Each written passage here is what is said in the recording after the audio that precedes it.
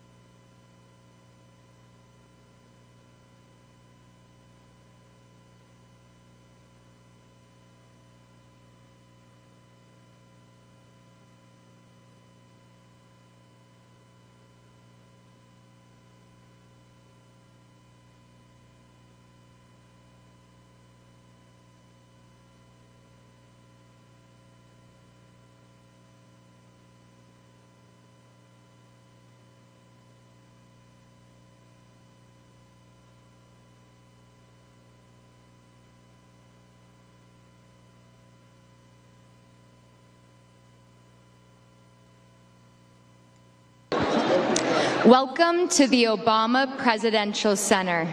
Please make your way to your assigned seats.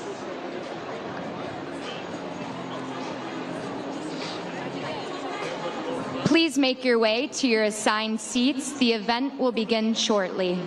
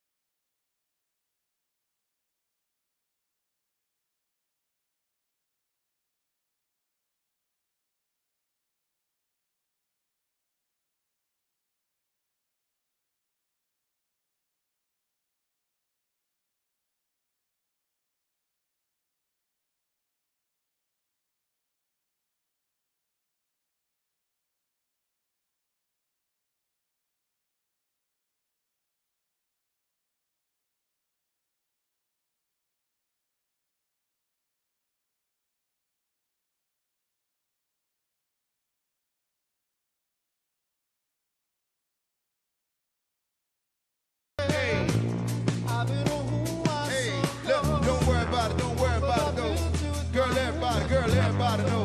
Girl, everybody know. I'll be right here, right here, right here. We ain't going nowhere, nowhere, nowhere.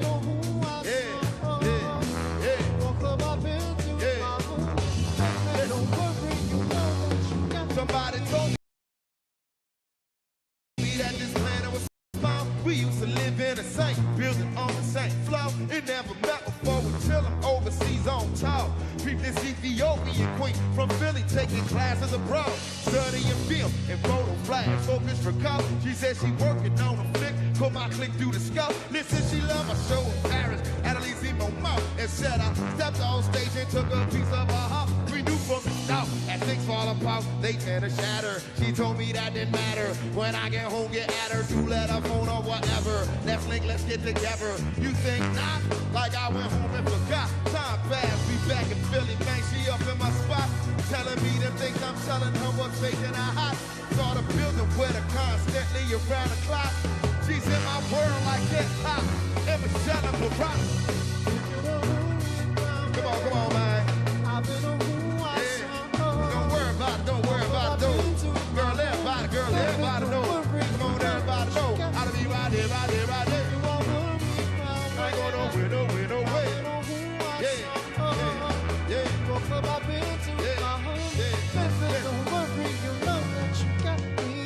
I'm the type that's always catching a flight. Sometimes I gotta be out at the height of the night. And that's when she flips and gets with someone. Yo, this ain't right. It's like I'm just on the side and you in love with your mic. But I know you gotta get your baby daddy, keep that thing tight. But listen, I need some love in my life. You feel me? Like I was talking to my sister from the York City. Said she know about playing anything pretty. Like I'm playing, boo, you know it's just what you must think, boo. When brothers see my big game, I don't hear what they saying, boo. When you all out in the world, love you know I'm still your girl. All these classes, I really got a time for all them thrill. When you sweating on stage, think of me when you rhyme. Don't be listening to your homies, they be leading you blind. I can trust her right, guess I'm a king for real. Listen, y'all know relationships get healed. She's still telling me, baby. Yeah. Listen, no, don't worry about it, don't worry about it, though. Girl, everybody know. Girl, everybody know. I'll be right there, right there, right there. I ain't going nowhere, nowhere, nowhere. Yeah, yeah, yeah.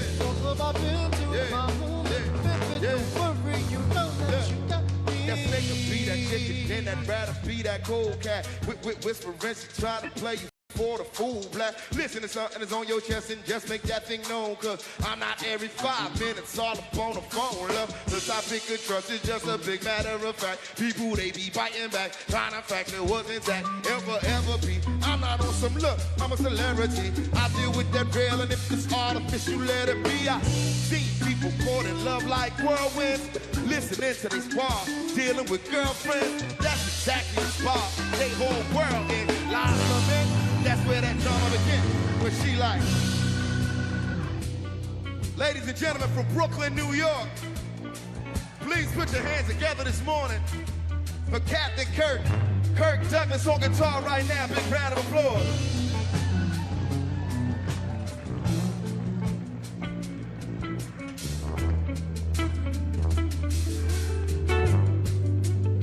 Talk to him.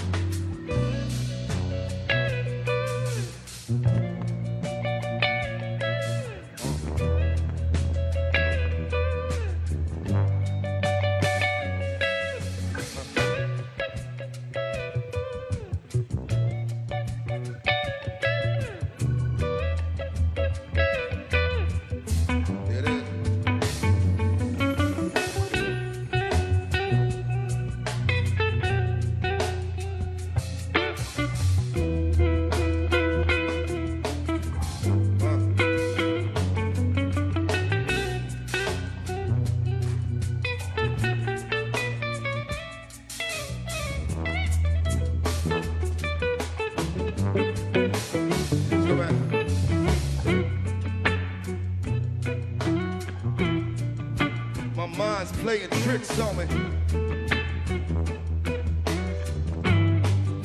My mind's playing tricks on me.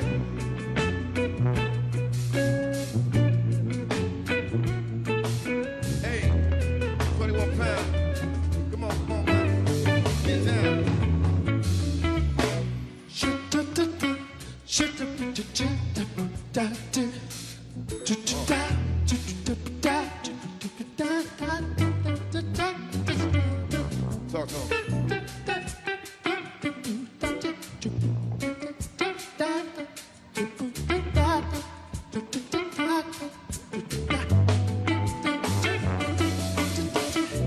Most people think I will come from the sky, Say what? take away everything and make everybody happy. You know. You know when life is wild, you will let your mind. There it is. So now you see the light. You better stand up on your mind. Stand up. Yeah, get up, stand up, Hey. stand up for your right. Get up, stand up. Don't give up the fight. Yeah, get up, stand up, stand up, stand up for your right. Yeah, get up, stand up. Don't give up the fight. Warrior, Warrior. warrior, Warrior. warrior, Warrior.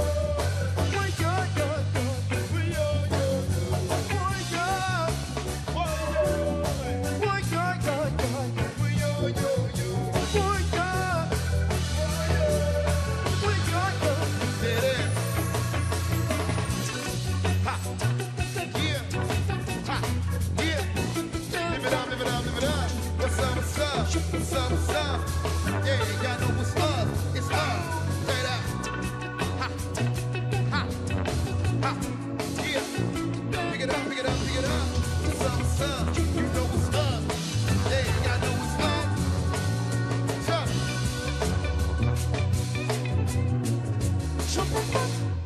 One more time.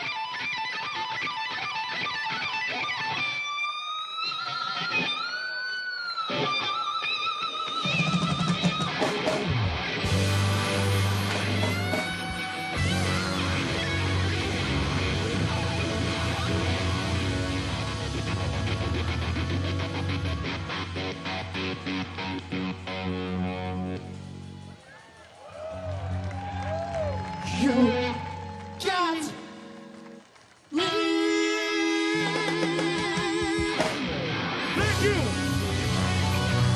Ladies and gentlemen, 100% Dynamite Soul. That's all right.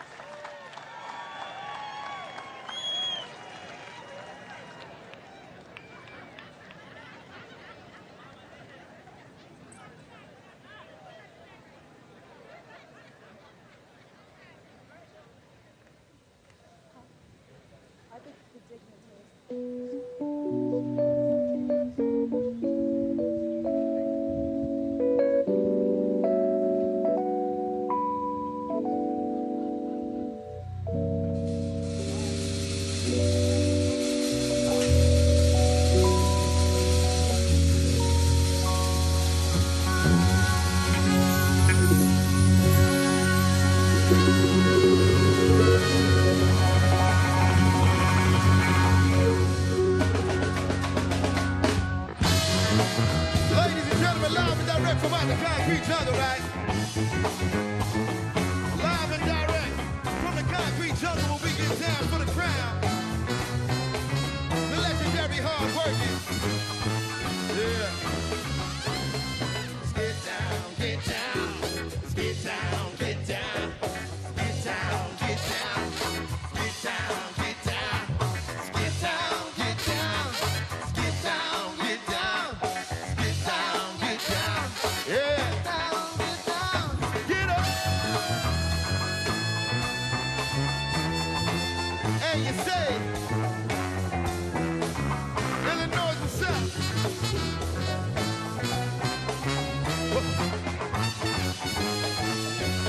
Yeah. Yeah. Jungle boogie. Jungle boogie. Jungle boogie. So get down. Jungle boogie. Jungle boogie. Look. Jungle boogie. Get up. Jungle boogie. Hey. Jungle boogie. Now get down. Jungle boogie. Yeah. Jungle. Yeah. Yeah. Get it. Get down. Get down. Get down. Get down. Get down. Get down. Get down. Look. If you can get it, get down. If you can get it, get down and get it. Get down if you can get it, get down. Go get it, get down. If you can get it, get down and get it. Get down if you can get it, get down. Get up.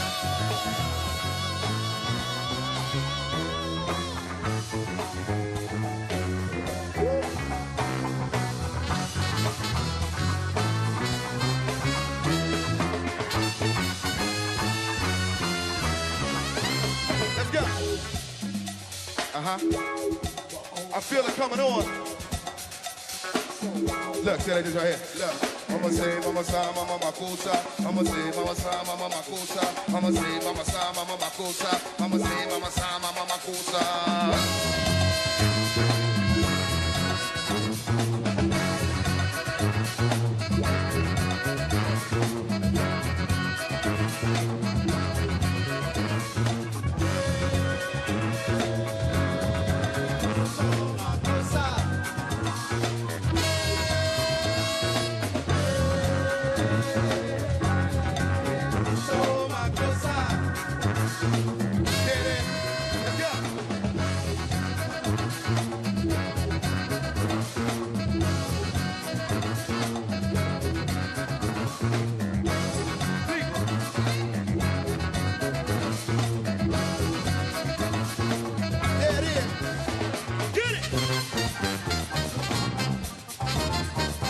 Tell him. So we're closer.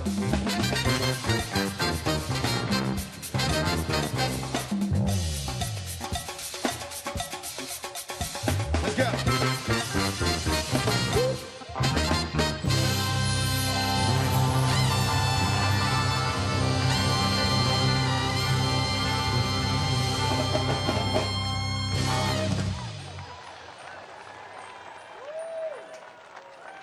As we begin today's celebration, please welcome some of our distinguished guests. His Excellency, Senator Matteo Renzi, former Prime Minister of Italy.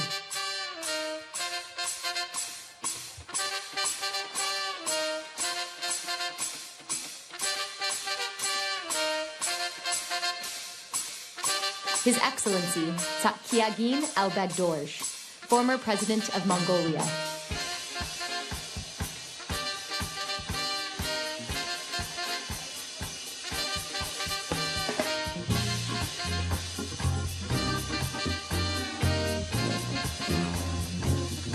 The Right Honourable Justin Trudeau, former Prime Minister of Canada.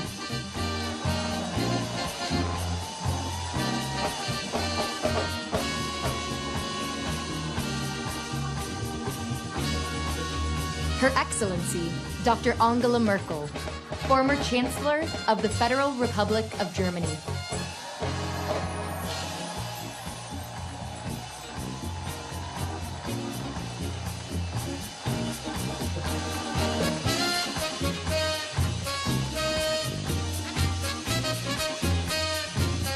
And Vice President Kamala D. Harris and Mr. Douglas Emhoff.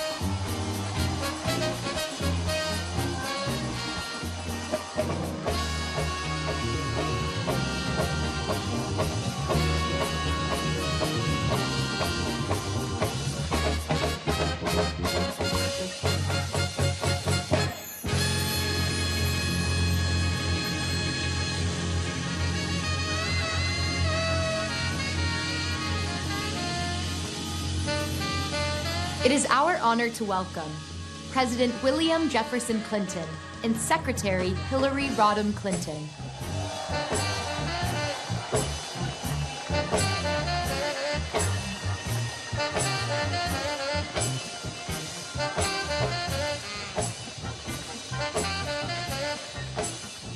President George W. Bush and Mrs. Laura Bush.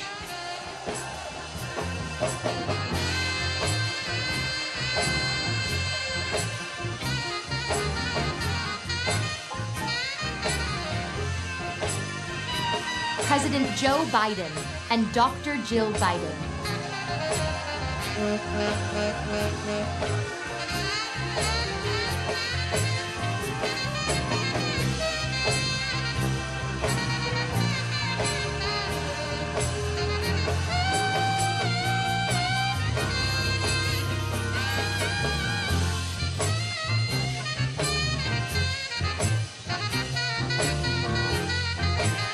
And now, please welcome former First Lady Michelle Obama, Malia and Sasha Obama, and our 44th President of the United States, President Barack Obama.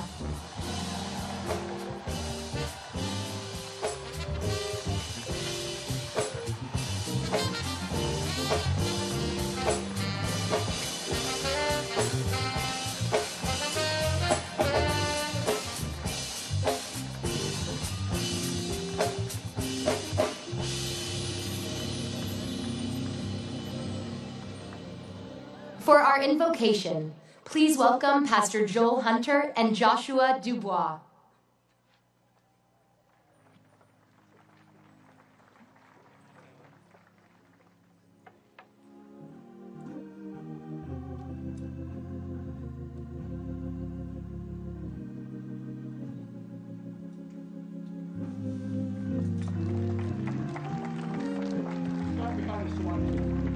Sorry.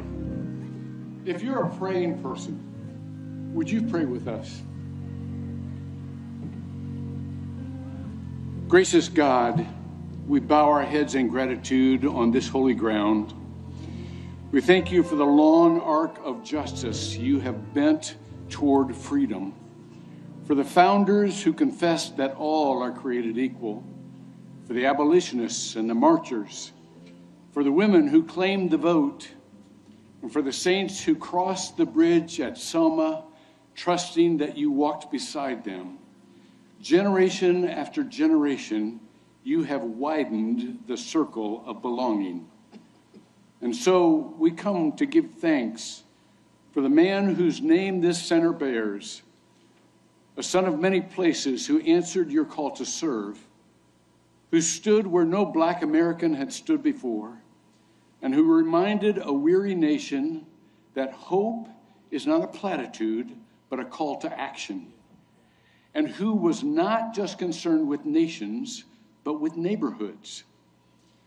We thank you for his deeper wisdom, that our differences are not a threat to be feared, but a gift to be welcomed, a source of strength and of greater understanding. Neighbor to neighbor, stranger to friend, he showed us the quiet power of listening, of showing up, and of believing in one another. We thank you, too, for how he loves, a husband devoted to his wife, a father tender with his daughters. In him, we see that a life of service begins at home with the people we cherish. And we also see a faithful friend who would call on two old teammates to help launch this center with a blessing. Now, God, we ask you to move. Move about this center. Let it be an epicenter of innovation, a balm of restoration, and a hotbed of hope. Move in the hearts and minds of all who pass through these grounds and walk these halls. Let inspiration creep up when they least expect it. Let them feel the same fire that a young man and young woman on the south side of Chicago felt, not too far from here and not too many years ago. And for those who may arrive here weary and heavy laden, let this be a place where peace quiets their souls. Finally, God, move in our futures. Let a strange mixture of what happens here at the Obama Presidential Center, plus the work of human hands, plus your divine work, unleash justice where it is lacking. Loosen democracy from those who would tie it up, and unfurl the type of change that sets captives free. And let that work create ripples in eternity. Smiles in heaven, smiles that stretch across the divine faces of Fannie Lou Hamer and Joseph Lowry, C.T. Vivian and John Lewis, Frazier and Marion, Anne and Barack. Thank you, God, for all that you have done, all that you are doing, and all that you will do in this hallowed place. Let it be so, and let the people of God say, amen. Amen. Amen. Amen. Thank you for your service.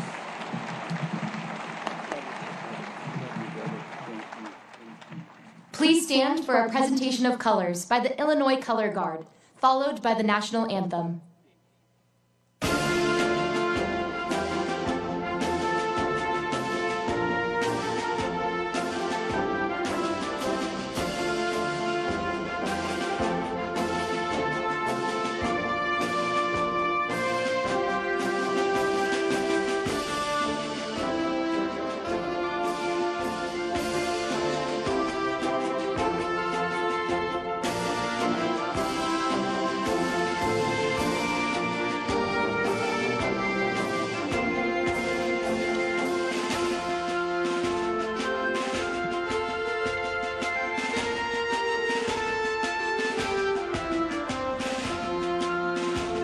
Left turn, march.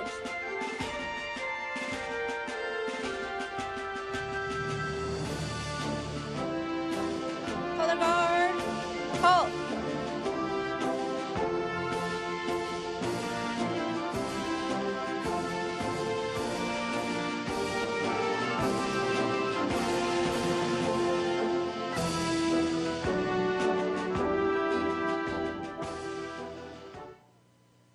Performing our national anthem, born and raised right here on Chicago's South Side, Emmy, Grammy, Oscar, and Tony Award-winning legend, Jennifer Hudson.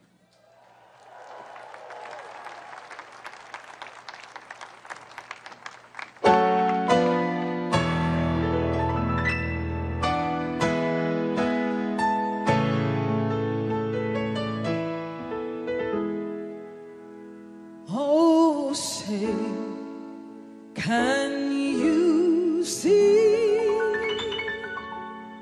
by the dawn's early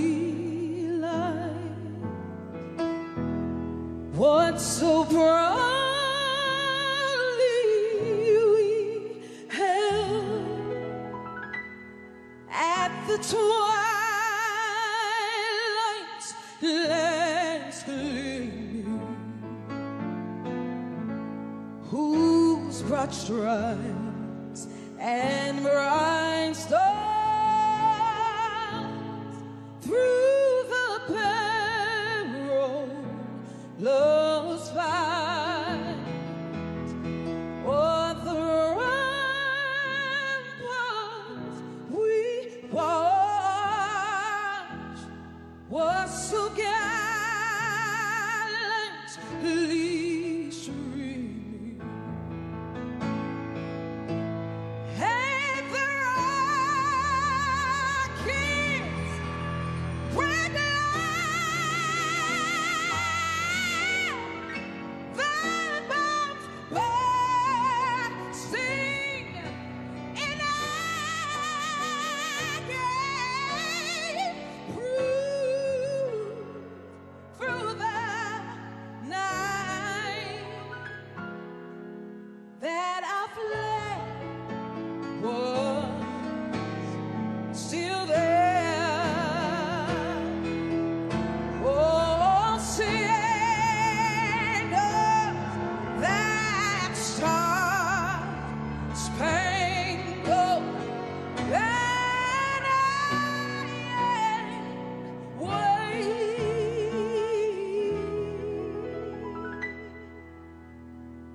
o'er the land and of the free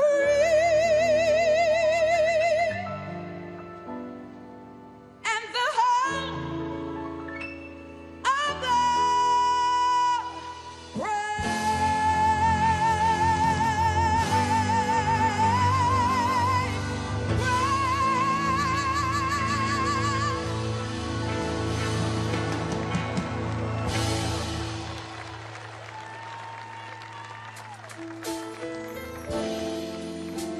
It is such an honor to be here on today. I want to say congratulations, President Obama. Your legacy will continue to live on.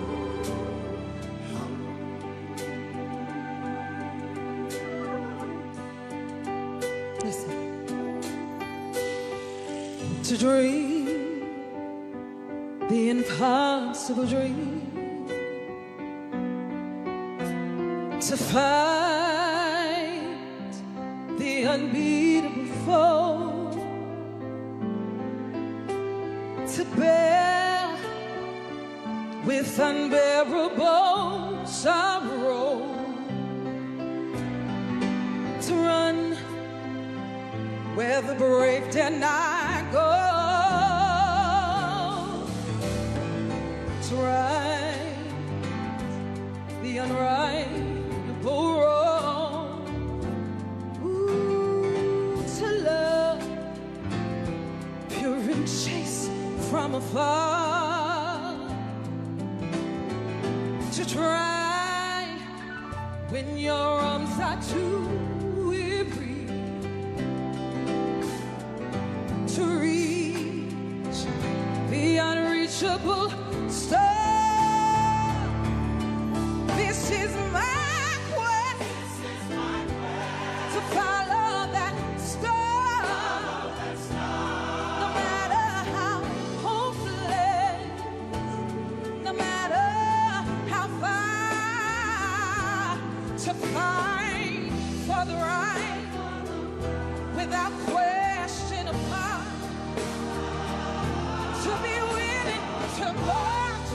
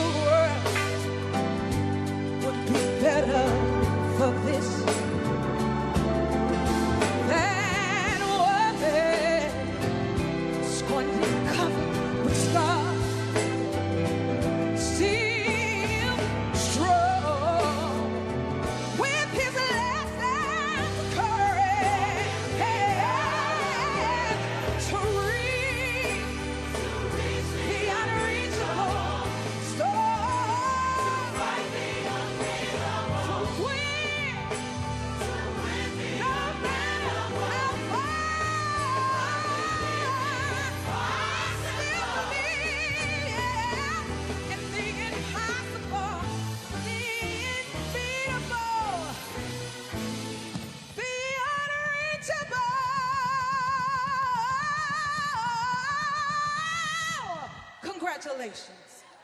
Stop!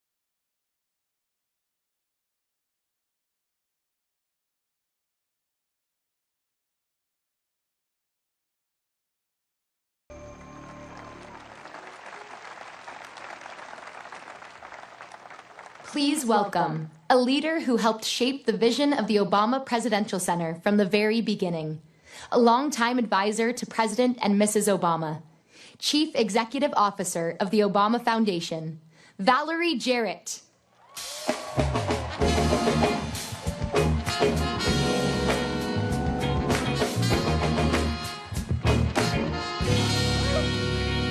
Well, good morning, everyone. Good morning to all of you who are here in Chicago, who traveled from near and far. Oh my goodness, you're here to celebrate with us, and many of you came through some pretty atrocious weather. And to everyone watching from home, this is a glorious day, and it is for all of you, and the sun is out. So we want you to enjoy the moment. Yes. I am thrilled to officially welcome you to the opening of the Obama Presidential Center.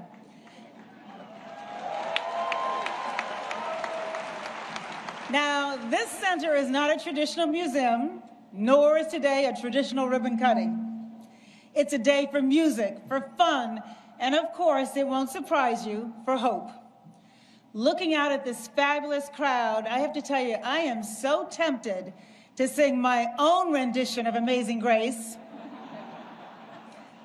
but I think I'll save that for another day. Instead, I invite everyone to cheer and dance and get on your feet and enjoy yourselves. This is a campus for everybody, whether you live down the street or on the other side of the world. And we hope you are going to come back again and again. To President and Secretary Clinton, to President and Mrs. Bush, to President and Dr. Biden, all of our foreign dignitaries and elected officials who are here, we are honored by your presence. To our Obama campaign and White House teams, to our generous supporters, this day would not have been possible without you. To our neighbors who showed up to countless community meetings and shared their hopes and dreams, and yes, their concerns with us, we hope we have made you proud. To the thousands of talented folks who designed and built this magnificent campus and whose names are forever memorialized in the Forum building right behind me, thank you.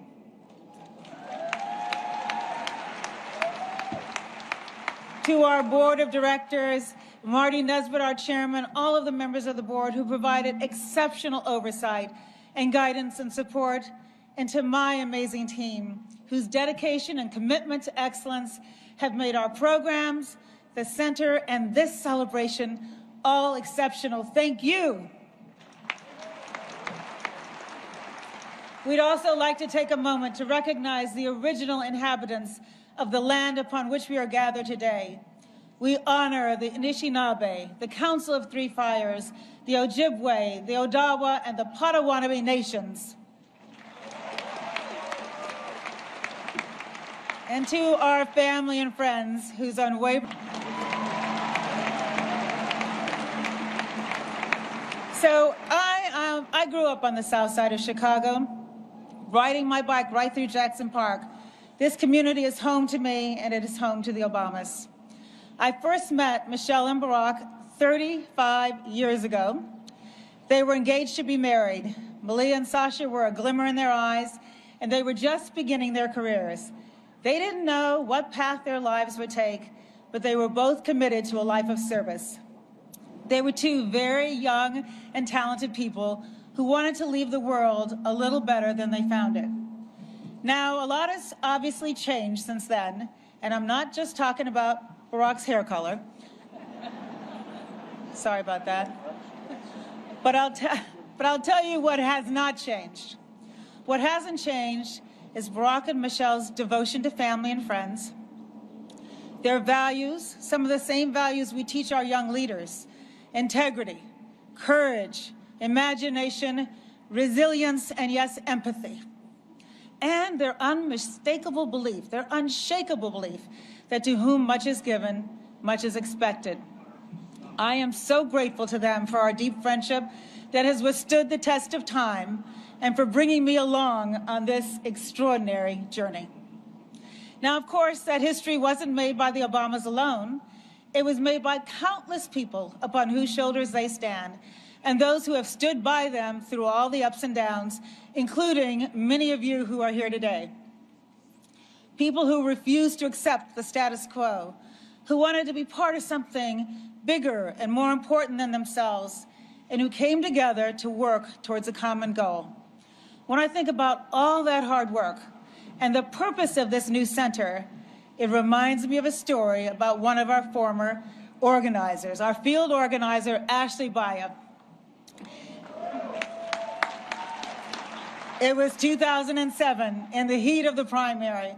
I traveled to Conway, South Carolina, to try to convince a couple dozen undecided voters to support Barack Obama. Ashley, who was a 20-year-old white woman from Florida, greeted me pretty confidently as we walked in the room.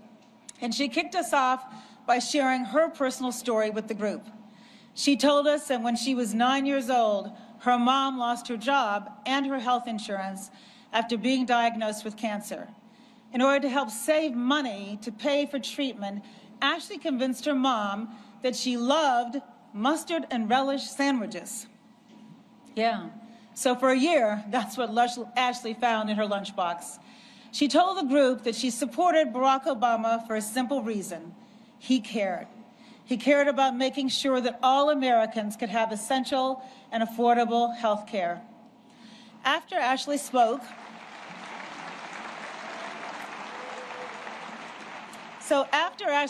we went around the room and each person talked about what they were there for, what they cared about. They wanted to hear about all kinds of things that the senator was proposing: his plans to create jobs, help veterans, save the environment. Then, about 2/3 of the way around the room, an older black gentleman said, rather matter-of-factly, "You know, I'm not here to listen to what you have to say about any particular issue. I'm here because of Ashley. I know her, I trust her, and because of her, Barack Obama has my vote." Ashley's here today. Where are you, Ashley?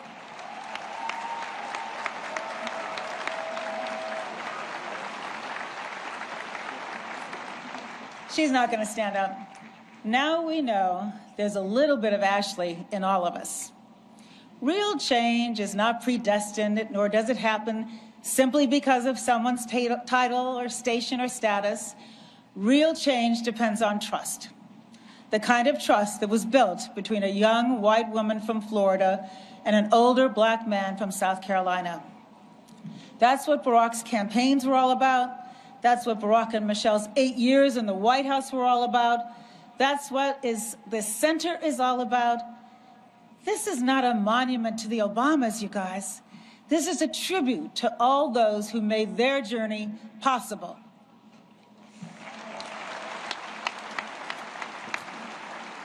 Inside this museum and throughout this magnificent campus, you're going to find the stories of ordinary people who did extraordinary things. Stories that show the inevitable zig and zag of our efforts to perfect this nation, but that nonetheless paved the way for Barack Obama's presidency and everything achieved during his 8 years in office. This center is also a challenge to the next generation of changemakers because our work is never done. In the words inscribed on the outside of the museum building, we each have the glorious task of continuing to improve this great nation of ours. This center may be named for the Obamas, but it is built for you. So let's celebrate. There are thousands of people enjoying themselves right now on the Midway. So let's check in with our host who's in the middle of the action. Yeah, she's an actor, a producer, and one of the most influential voices of her generation. Marseille Martin. Take it over, Marseille. Hello, y'all. Back at the plaza.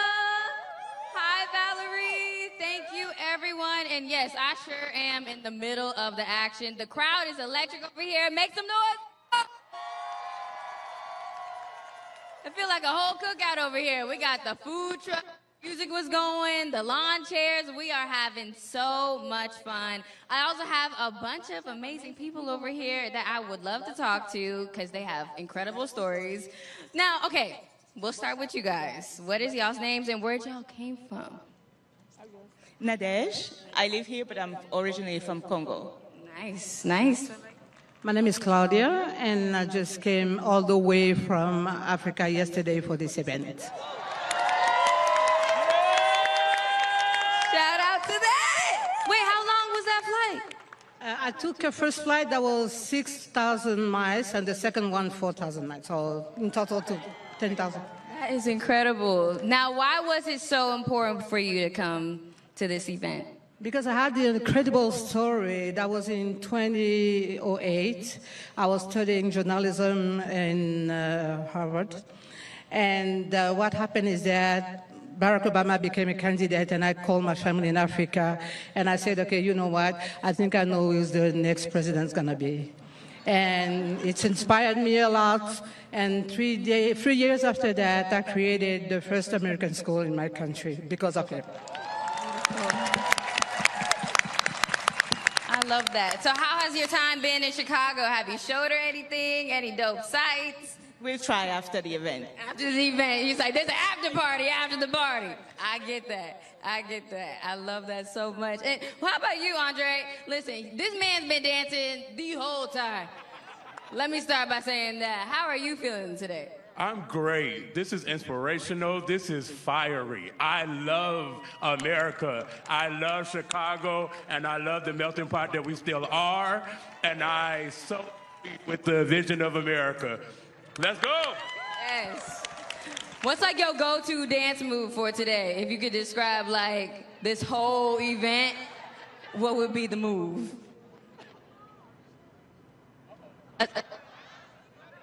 Uh-oh. Okay, just a... like a... Oh! Hey, we can do a little bit of that? Okay. Well, listen, we are having so much fun over here at the Midway. Keep up the spirit because history is happening right now. Looking forward to talking to a few more people in a little bit. Now, back to you, Valerie. Thank you, Marseille. And now I am excited to introduce our next performer. When we asked her to sing one of President Obama's favorite songs, she told us, well, I've never sung it in public before. But she came up with a new arrangement just for this occasion, and we are so grateful. Please welcome multi-Grammy award-winning artist, Christina Aguilera. Where are you, Christina?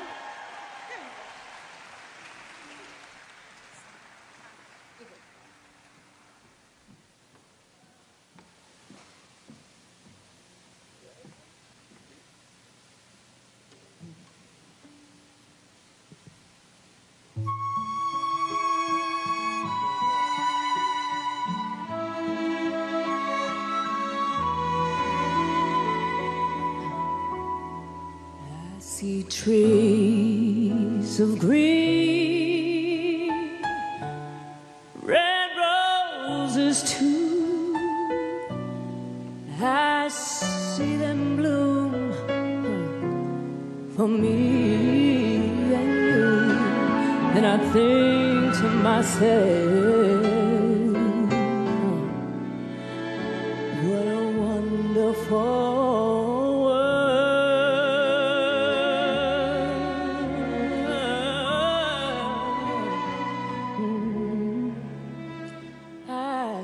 skies of blue and clouds of white, the bright, blessed day, the dark, sacred night, and I think to myself,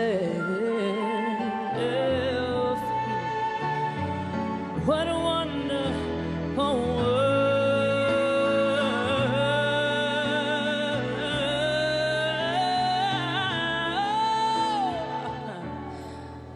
The colors of the rainbow, so pretty in the sky, are also on the faces of people going by. I see friends shaking hands, saying, how do you do? They're really saying,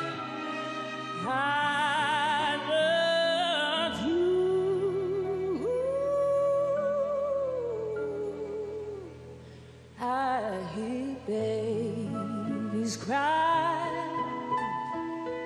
Now watch them grow. They'll learn so much more than I'll ever know. And I think to myself, what a wonderful world.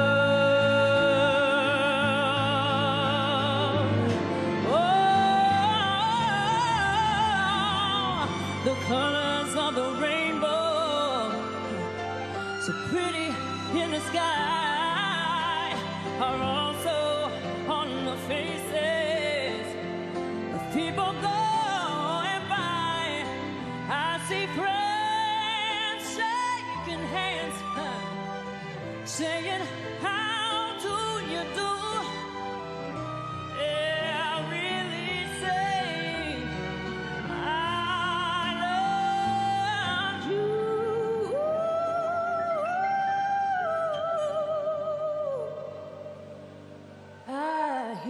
babies cry.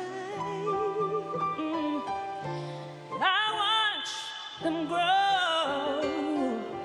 They'll learn so much more than I'll ever know. And I think to myself,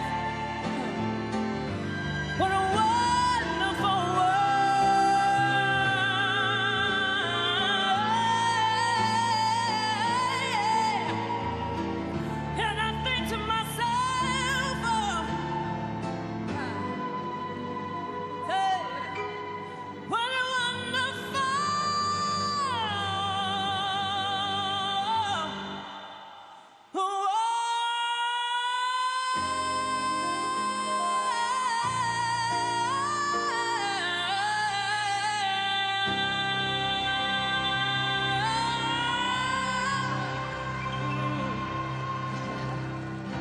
Thank you so much.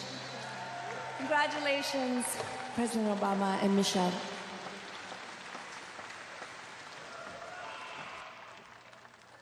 President and Mrs. Obama have always shown us that hope isn't passive. It's something you show up for. For the past 8 years, the Obama Foundation has been bringing that hope to life. Now, see the mission in action. Leaders emerge every day.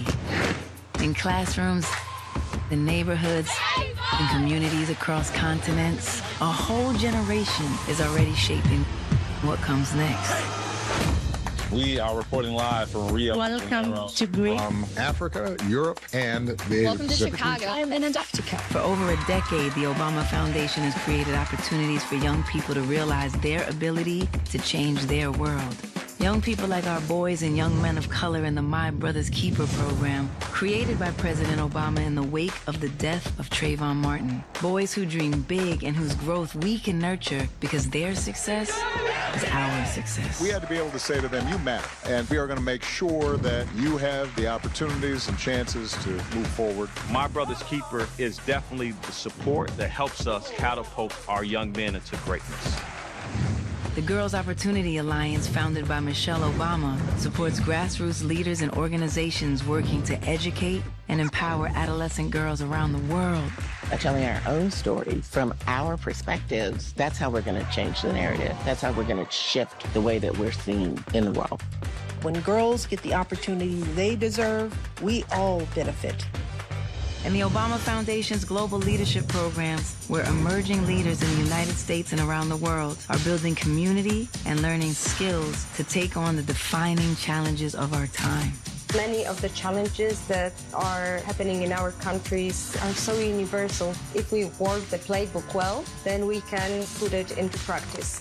We come from different nationalities, different cultures, but we do our work for love of community, for love of country. Whenever you put out the invitation for people to meaningfully make change, so many people are willing to donate their time and energy towards creating a better future. And that's powerful to people. Now, this work has a place to gather and grow. Here at the Obama Presidential Center, dreamers become leaders. Yes, we can. Hope becomes change. We build the future together. I want to fight to make sure that the world sees you, because I know who you are. Because the future is shaped by those who choose to be audacious. The future is now, and it starts with us.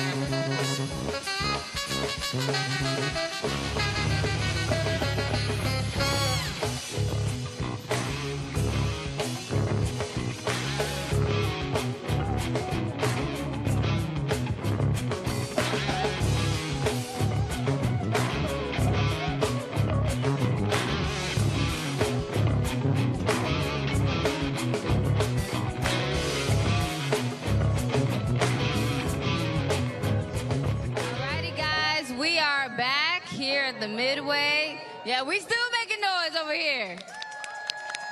We chilling. We see y'all at the plaza with y'all church fans. We gonna need some of those. Someone bring some over here. Woo! All right, I got a new set of people with amazing stories. Now tell us, what's your name and where you come from? My name is Chris, and I'm thrilled to be here. Where are you coming from?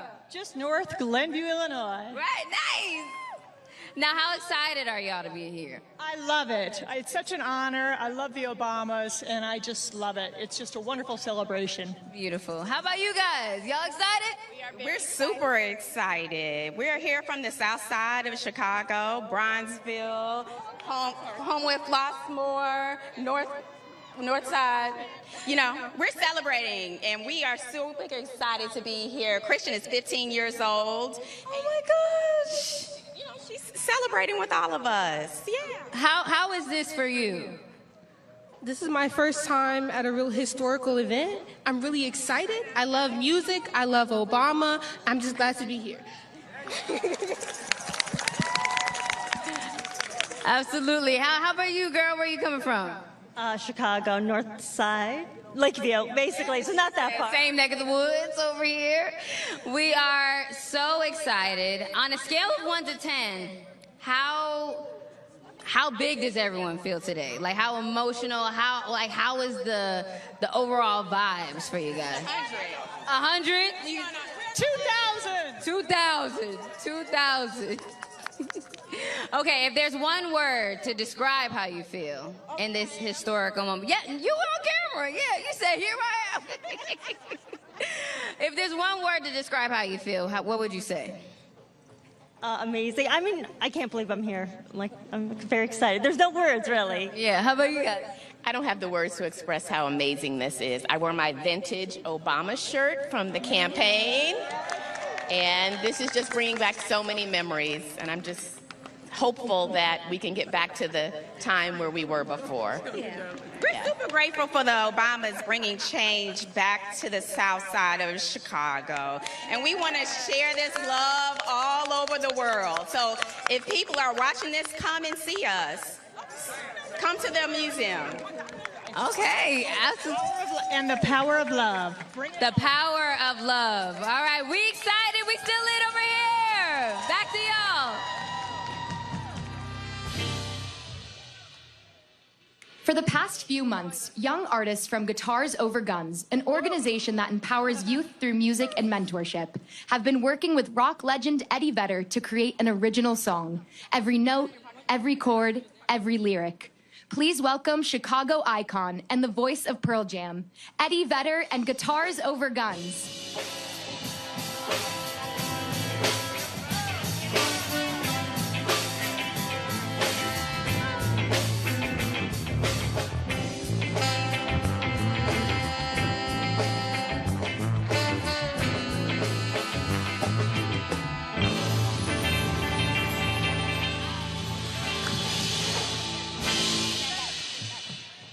Well, hello, and what an honor to be here. What an honor for all of us to be here on this day. Let me quick introduce you to the band. On lead guitar, 12 years old, this is Issa. Vocals, all 13 years old, we got Joy, Naomi, and Giselle. On more vocals, we got Mason, 13, a veteran of the program, Maisky, he's 20. We have some mentors from the program helping out. That's Jeremiah, Michael, and our leader, Andre. On the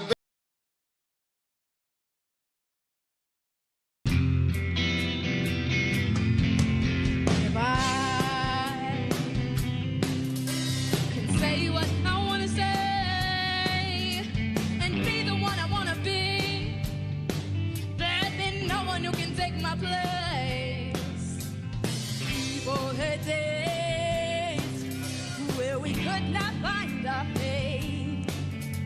But all of that searching is what led us all here today. You better believe, believe what you see. After it's all said and done, we all can agree our time is not up. We'll fly to the stars after it's all said and done.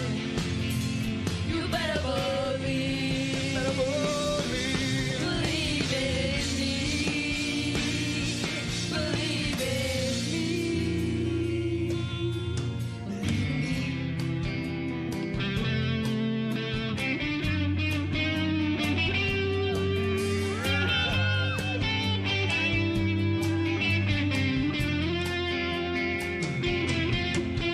Today is a reflection of tomorrow.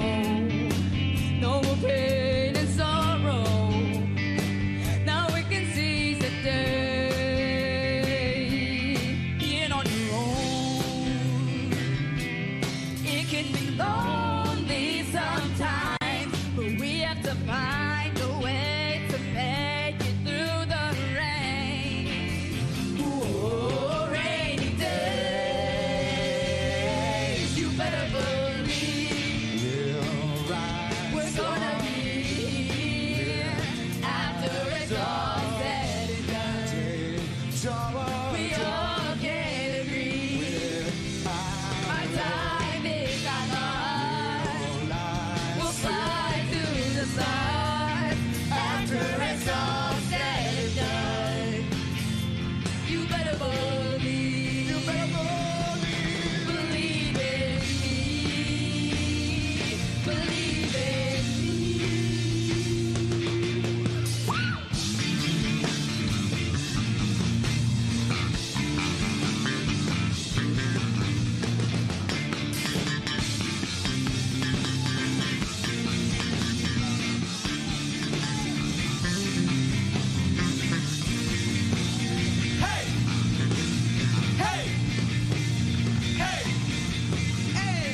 We bring light from the darkness. I've been flying since mom's apartment. Like MJ, we've been starting something. Forged my path, my heart is compass. Oh, we finna do what people said that we never could do. They used to doubt us, but we always knew. We're not outside, we never could lose. We got our brothers, our mamas, our sisters, our fathers, our families, they are in our back. I got my hopes and my dreams, and I'm pushing my vision to steer my river intact. Okay, we trying to be the best we can be, and we picture perfect like Mona Lisa. And we plant the seed, out came the tree, our ancestry, so we can't believe. This side, we believe, we believe, we believe. Come Say on. it. We believe, we believe, we believe. This side, we believe, we believe, we believe. Come on. We believe, we believe, we believe. Everybody. We believe, we believe, we believe. Say it. We believe, we believe, we believe. We believe, we believe. You better believe. We're gonna choose here after it's all said and done. We all can agree. Our time is not lost. We'll fly to the stars after it's all said and done. You better believe. You better believe. Believe in me. Believe in me.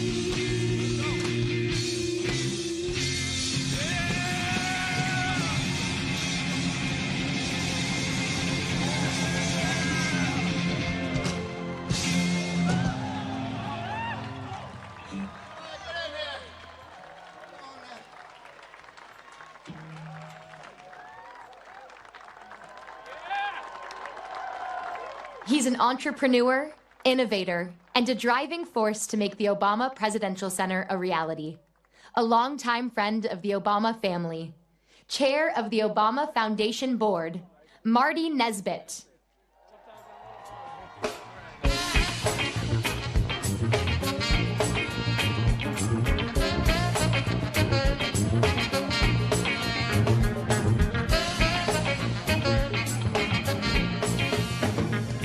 Good morning.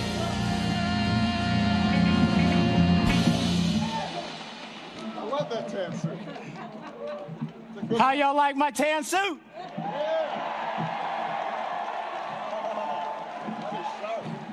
It was inspired by a very good friend of mine who made tan suits famous. And I don't know about the rest of you all, but I thought he looked pretty good wearing his. So I decided to wear one myself. You look good. Well, they say imitation is the sincerest form of flattery. So this is my way of just showing a whole lot of love. You look good. And thank you. In all seriousness, standing here today is deeply personal for me. My wife, Anita, and I have deep roots in this community. We met at Roby House, which is just up the street over there, in a home built by Frank Lloyd Wright. We were married in Rockefeller Chapel, which you can see right over the horizon. All 5 of our children were born at the University of Chicago Hospital. And somebody's inspired by that. We were born at the University, all 5 of my kids were born at the University of Chicago Hospital, and Anita served on the faculty at the Pritzker School of Medicine for nearly 30 years. Over the decades, we have watched this city and this community evolve, overcome challenges, and continually reinvent itself. To stand on the South Side and see the Obama Presidential Center rise here today, where generations of young people will come to learn, lead, and dream, is both emotional and historic. For us, this moment is also a chance to reflect on the privilege of our decades-long friendship with President and Mrs. Obama, which was forged right here on the South Side of Chicago. We have watched them grow as leaders, as parents, as partners in a remarkable journey of service. And throughout that journey, we have seen the same qualities that inspired millions around the world: conviction, humility, and an unwavering belief that the power of ordinary people can do extraordinary things. Those values are embedded in this place. This is more than just a building. It's a promise. A promise that leadership matters. A promise that democracy depends on participation. A promise that young people, regardless of where they come from, can make a difference in the communities and in the world. And a promise that the South Side of Chicago will continue to be a source of talent, innovation, and opportunity, and hope for generations to come. I also want to recognize the many people who made this day possible. To Valerie Jarrett, our great, great CEO, the Obama Foundation Board, thank you for your vision, stewardship, commitment throughout this entire journey. To the donors and supporters whose generosity transformed an idea into reality, thank you. To our civic leaders, community partners, neighborhood residents, and the countless organizers, builders, and team members who worked tirelessly to bring this center to life, we are deeply grateful.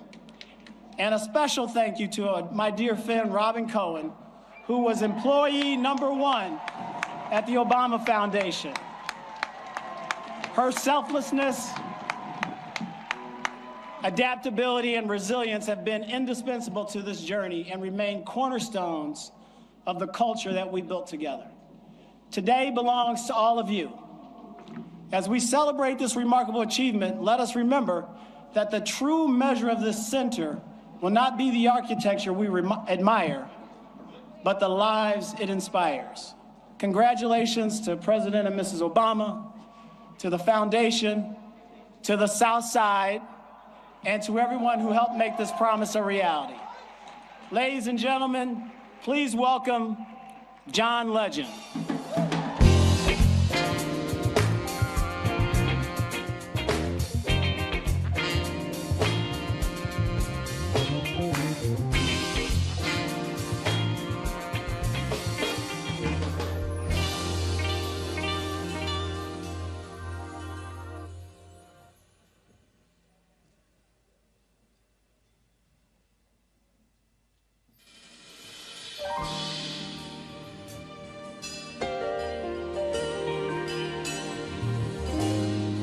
from Chicago's own Donny Hathaway.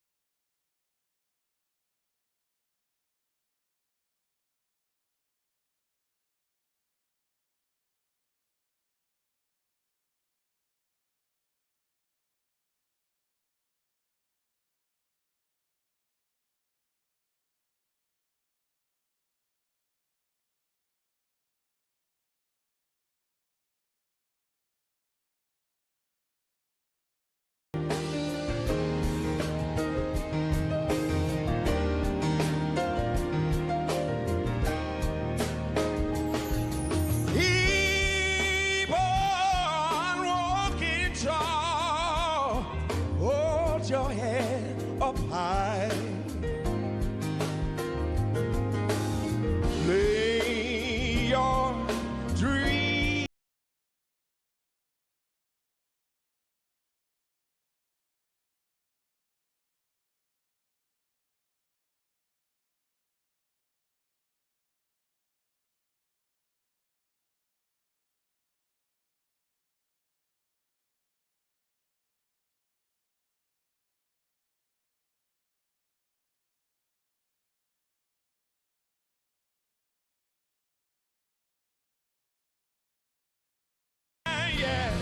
Just wait and see, someday we'll all be free.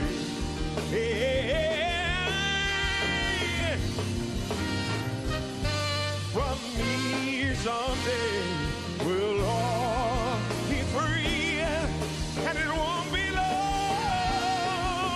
Take it from me, someday we'll all be free.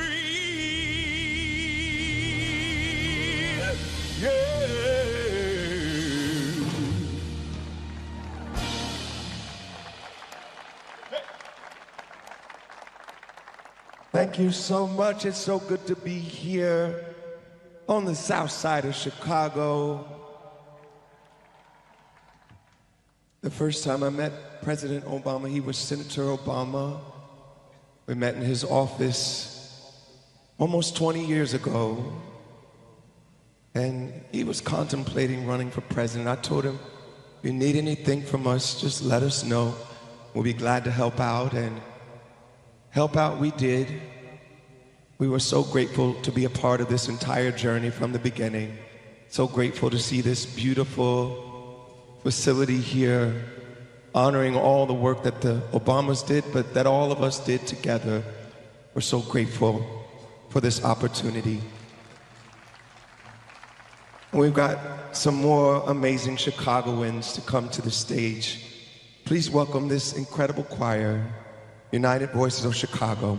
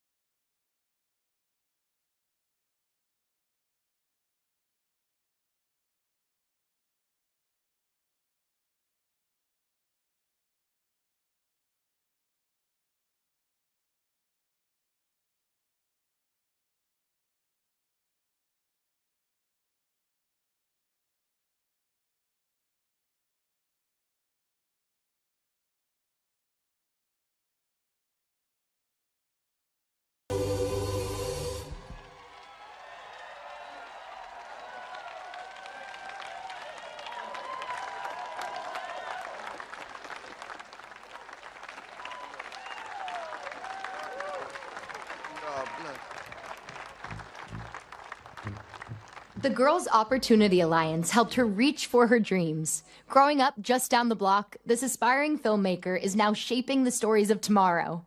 Welcome, Miss Addison Belome.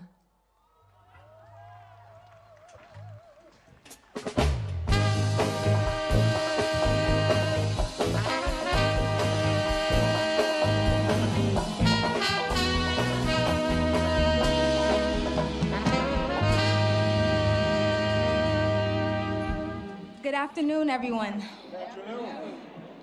My name is Addison Belome. I'm a film director, a rising sophomore at the University of Southern California School of Cinematic Arts. And most importantly, I was born and raised right here on the south side of Chicago. Being here today as a presenter at the Obama Presidential Center is a tremendous honor. Standing on the stage feels a bit like deja vu. My mind goes back to my sophomore year at Lindblom Math and Science Academy in Inglewood. Swoop, swoop. I was sitting at lunch when I received an email from the Girls' Opportunity Alliance inviting me to travel to New York City to speak at a luncheon with Mrs. Obama. For a 15-year-old girl from Chicago, that opportunity was transformational. It showed me that my voice mattered and that my dreams were worth pursuing. First Lady Michelle Obama is living proof that when you're a black girl from the south side of Chicago, there is no limit to what you can achieve.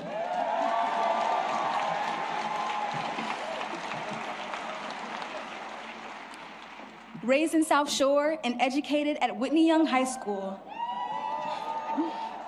Mrs. Obama's story began in the same city that shaped me. Throughout her life, she has remained deeply committed to uplifting communities like the ones that raised her.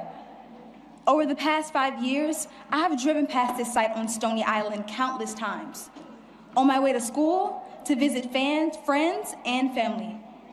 I felt a sense of excitement and possibility, knowing the impact this center would have on my community. At the Girls' Opportunity Alliance luncheon in 2022, I spoke about how violence in my neighborhood sometimes limited the freedom that many children take for granted. But today, because of spaces like this one, generations of young people on the South Side will have greater access to education, opportunity, community, and inspiration.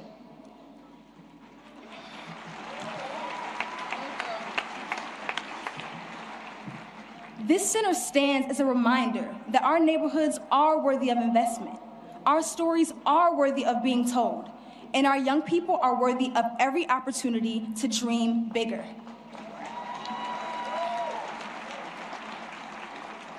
Now, I have the extraordinary privilege of standing before you as I introduce a woman who took a chance on me, inspired me to dream bigger, and has been a constant source of inspiration in my life. Please join me in welcoming the one and only First Lady Michelle Obama.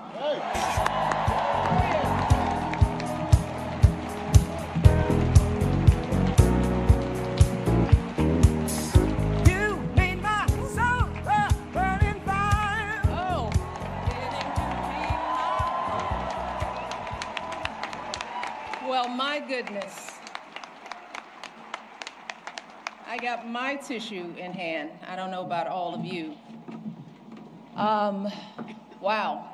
Hello, everyone, and what a beautiful day, right? Nothing like a project by my husband to bring out the sun. Let me start by thanking Addison for that magnificent introduction and for exemplifying the heart, excellence, and determination that has blossomed right here on the South Side for a very long time.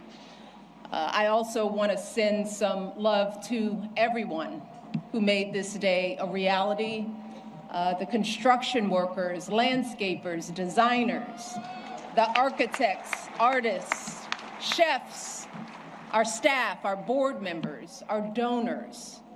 Barack and I simply cannot thank you enough for the care and brilliance you poured into every square inch of this campus.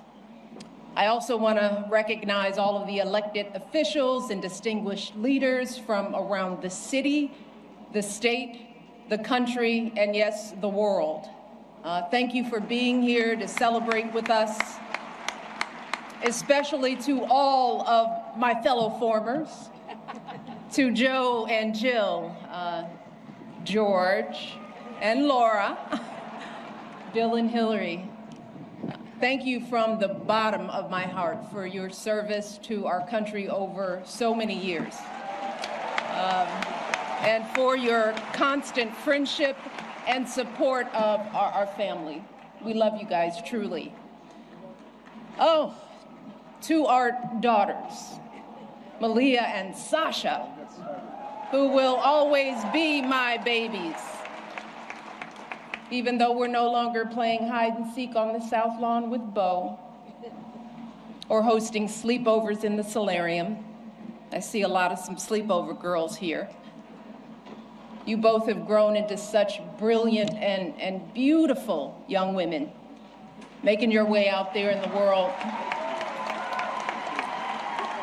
Thank you for bringing so much joy and spirit and energy to a life you had no voice in choosing, and for making us proud every step of the way. Love you, babe. Oh, so please indulge me for a moment, because I'm gonna take a little time to do something that I know my husband will not do today, and that is to fully sing his praises.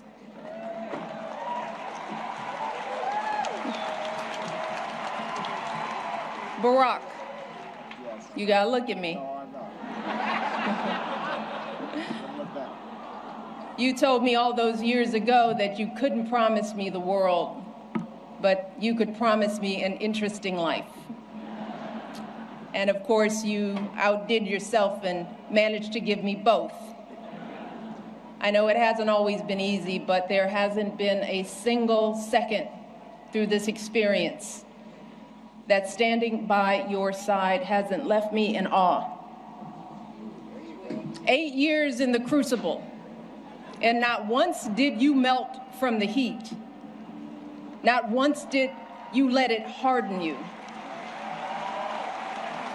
Instead, you used it to reveal your truest essence, your stubborn optimism and unflinching courage, your dazzling brilliance and unpretentious decency, your ferocious work ethic, and absolutely unshakable moral fiber.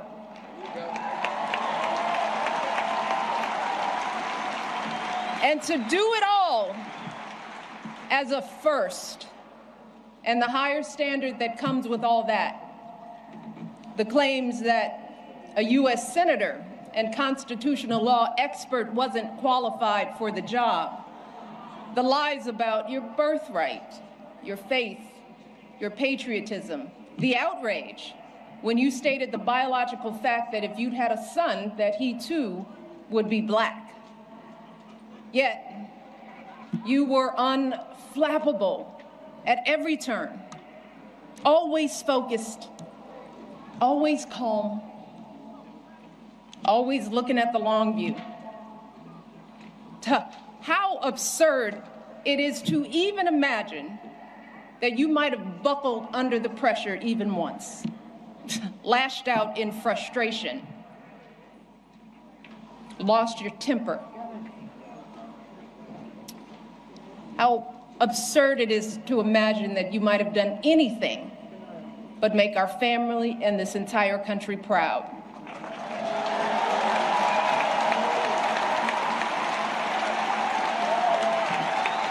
No, you were too busy.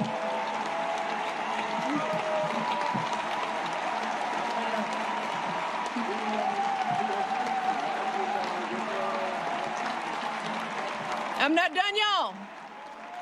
Not done. So much to say. You were doing the people's work, rescuing our economy, expanding health care, ending a war, ordering the Bin Laden raid, saving an auto industry, winning a peace prize.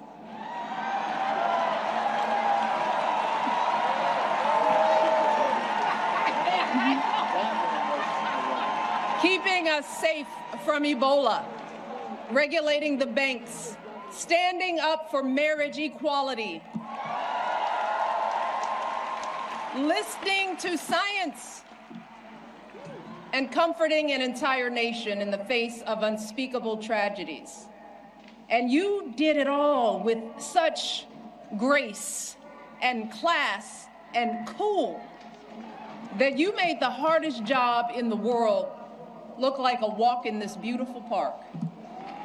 Your mother, Toot, Gramps, you are a tribute to their love. They are up there grinning and hugging today because you never forgot who you are and where you came from. Single mother, working hard to get by and get an education and show her son the world. Grandparents who didn't have much, but they had the perfect recipe to nurture your flame. You never forgot the folks in the union halls and church basements here in Chicago, where you first put your ideals to this test. You never forgot all the voters you registered and students you taught and neighbors you organized. You never fell for the temptation of a quick fix or an easy payday. You never changed from that idealistic summer associate who showed up on that rainy day when we first met without an umbrella. You always gave us the very best within you. And in doing so, you reminded the rest of us that we could too. Barack, there are no words to express how proud I am of the way you showed up and continue to show up every single day. It has been an honor to be by your side. You have made me a better person and have given us all an example that we should strive to emulate. And I hope you know, there is truly no higher calling than that. All right, to all of you joining us today, our invited guests, and everyone listening and watching from afar. The Obama Presidential Center was created as a beacon of hope, a monument to our unshakable values, the ones my husband has exemplified his entire life: equality, empathy, honesty, inclusion, fairness. And especially during these anxious and divisive times, it is so important that we remember that those values are not unique to my husband. They are the same ones that your husbands and wives, your parents and children, your friends and neighbors exhibit and pass on. Every single day, millions of people in this country wake up doing their very best to live decent and purposeful lives. Yeah, we're all tested in one way or another. And there are plenty of times we all fall short. But deep down in our hearts and souls, we all know right from wrong. We know selflessness from greed, righteousness from injustice. We understand that we all rise and fall together, that every last one of us is an invaluable contributor to the greatness of America. And I'm talking about the workers living paycheck to paycheck, hoping to give their kids a better future. The teachers using their own money to take their students on field trips. The business owners struggling to meet payroll but refusing to close their doors. All those folks sweating over stoves to provide meals for their communities. Folks shivering in the freezing cold to deliver our packages, picking up trash to keep our parks clean, volunteers dedicating their weekends to coaching t-ball or directing the church choir or mentoring a child. That's where the truth of this country lies. Not in grabbing as much as we can get for ourselves or knocking folks down to prop ourselves up, but in the overwhelming goodness, the relentless striving, the quiet dignity that is inside all of us. Our greatest hope is that this center can reflect back just a fraction of that light, that it can capture the beauty of who we all are, no matter what we look like, or where we come from, or how much money we earn, or how we pray, or vote, or speak, or love. It's why during our administration, we threw open the White House doors to all sorts of folks who don't usually get to meet the president or first lady, the families pinching pennies to send their first child to college, the teenagers who know that a hot afternoon means the bullets start flying, the military spouses and children serving and sacrificing just like their loved ones in uniform, the Native kids showing us that resilience and pride can never be stolen, the 4-H'ers and FFA members with calluses on their hands from feeding livestock, the immigrants proving what it truly means to be a dreamer. These folks aren't Americans too. They are America. They are the beating heart of this country. They are us, and we are them. And to ignore this simple truth, to refuse to respect the contributions and experiences of people who aren't exactly like us, y'all, puts us all at risk. Failing to see the humanity in all people puts us all on a slippery slope. And once that slide starts, there's no telling where it stops. A dangerous precedent that flies in the very face of our faith and of the founding promise of this democracy, that all of us are created equal, that each of us is a child of God with inerrant value. And no one, and I mean no one, has the right to sit in judgment of who's American enough.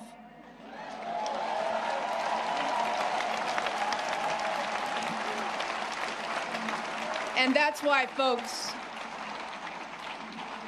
we simply don't have the luxury or time to be cynical or complacent, to wring our hands in despair, to wait for someone else to fix the problem. Y'all, hope is all we have, because hope is the essential spark that lights the fire of change. But hope is a choice. Whether or not we use our voices to speak up is a choice. Voting is a choice. Being a decent human being is a choice. Believing that we still hold the power to build a country that reflects us all is a choice. The Obama Presidential Center is a living testament to the power of choice, y'all. The historic example that millions of you gave the world about what this imperfect democracy has strived for and achieved, and an urgent call to go out there and do it again. So I hope that when you walk through this campus and bring your children here, you are reminded of the power of choice and the steady work of change.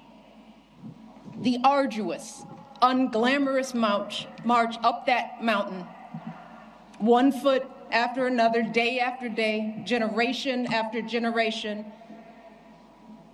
But I also hope you fully absorb the elation of achieving something together. You know, that feeling when you clear the tree line and see a vista that takes your breath away. A feeling that can never be erased. And I know that can be hard to grasp right now, when everything feels so upside down, when fact and fiction run together, when folks seek to stifle speech, limit access to education, devalue diversity, erase the inconvenient parts of our history, when our phones constantly buzz with the latest outrage. So I hope that this place can offer a respite from all that, at least for a little while. I hope it can reignite the optimism and empathy and ambition that has always powered this country's greatest change. So we want you to come here and put away your phones and talk and laugh and cry, because you're gonna cry, and make new friends. Get your hands dirty in my garden. Push your baby on a swing in the playground. Have a romantic picnic on the great lawn. Because that's the work of democracy too.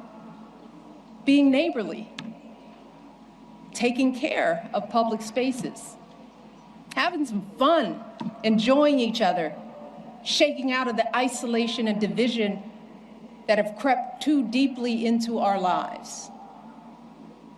And to my fellow Southsiders, I want you all to make this campus a part of your lives. Be inspired by the world-class art. Check out the books from our beautiful public library and bring them back on time. Drop some beats in the recording studio, hit some corner threes at home court, hold birthday parties, jumpstart clothing drives, host citywide cleanup days here. Use this campus to show off this place we call home. This joyful place where Marion and Fraser Robinson taught their 2 kids to dream big. This hopeful place where an unknown guy with an unknown name took flight. This stubbornly optimistic place where family after family scrapes and claws and laughs and dances their way to a better tomorrow. That's what this has always been about. Barack and I have always said that this center is grounded in our stories, but it has never been about us. It's never been for us. And it's going to be here long after we're gone. So what it becomes and how it's preserved, that work has to be done by all of us, just like our democracy. And thankfully, you have shown the world what we are capable of. You've proven that a lasting legacy isn't an award or a name on a building or a number of zeros in a bank account, but the difference we make in one another's lives.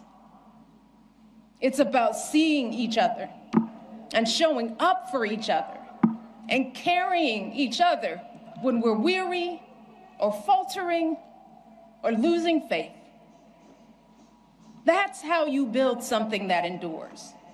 And that's what you all have done at every twist and turn of this extraordinary journey. You have protected and proclaimed the hope that beats within the heart of this campus. You've rekindled and renewed this untamable, unpredictable, and unbreakable democracy. And I know that you all are going to astonish us even more in the months and years ahead, because you all have proven beyond a shadow of a doubt that when we truly see each other, when we strive to bring out the best in ourselves and one another, oh, there is no limit to how high we can go. Thank you all. I love you all. God bless you, and God bless this country we love.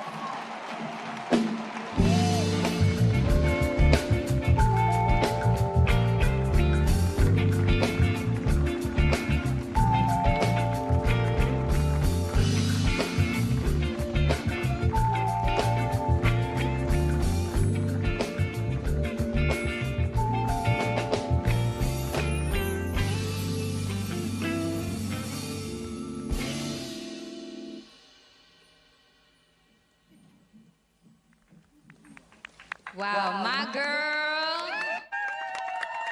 I love her so much. Mrs. Obama talked about the power of community, and moments like this matter because, listen, somewhere in this crowd is a future filmmaker, a future teacher, a future entrepreneur, a future creator, a future anything.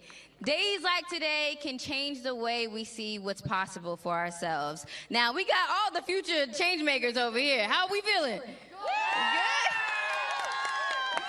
Listen, I'd love to start with you because, listen, we was watching together Mrs. O's speech, and I saw you in tears. What does this mean to you and your sons, and what does this mean as a whole being here in this moment? It means absolutely everything. I brought my two boys from California so that they could see a leader that was a part of everything: integrity, honesty, true leadership, a beautiful love for his wife. So it means everything. Well, we are so excited. And listen, not only are we excited, we are so happy to keep moving forward, keep the energy alive, and we'll check back with y'all soon.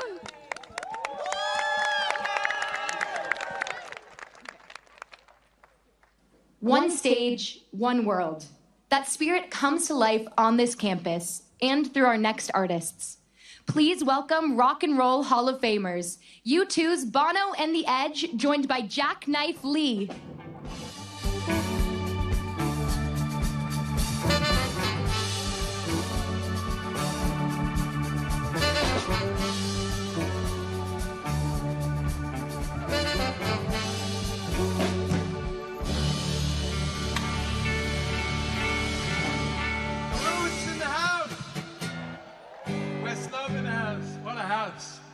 What a wonder.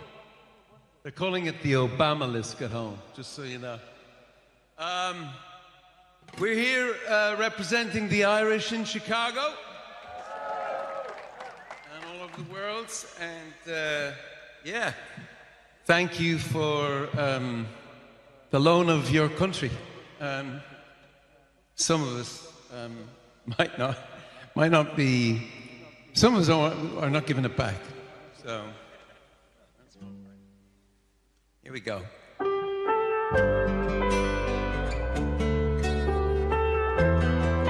Some of us feel your country belongs to us, which is mad but true. I mean, like all of us. And in some mythological way, you know that's true.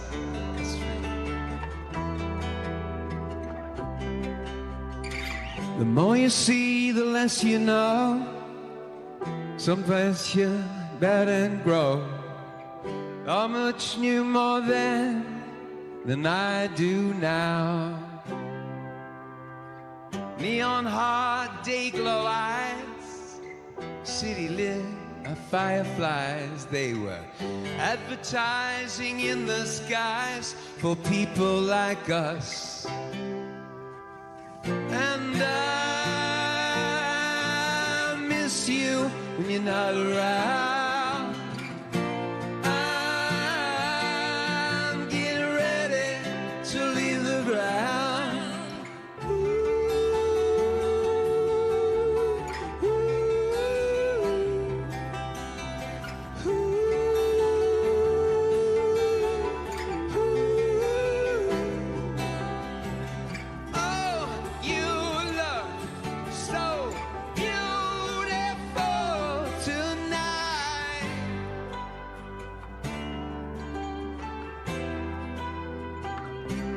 In your city of blinding lights,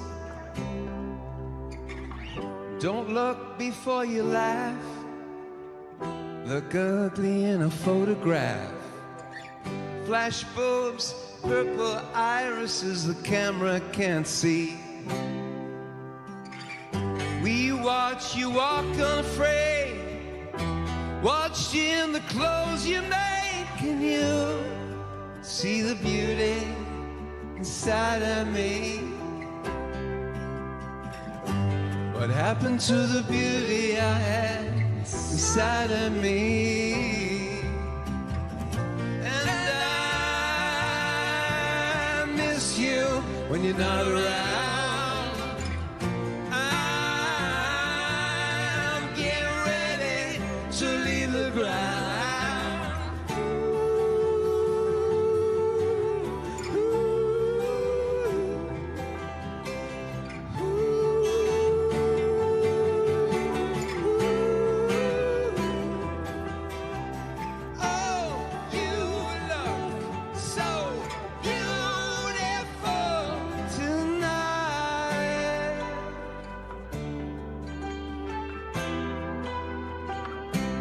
In your city of blinding lights,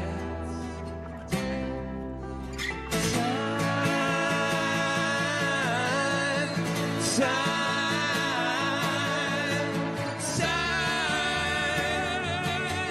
Oh, leave me as I am. Time won't take the promise from this land. Oh, you look so beautiful tonight. Oh, you look so beautiful, Michelle.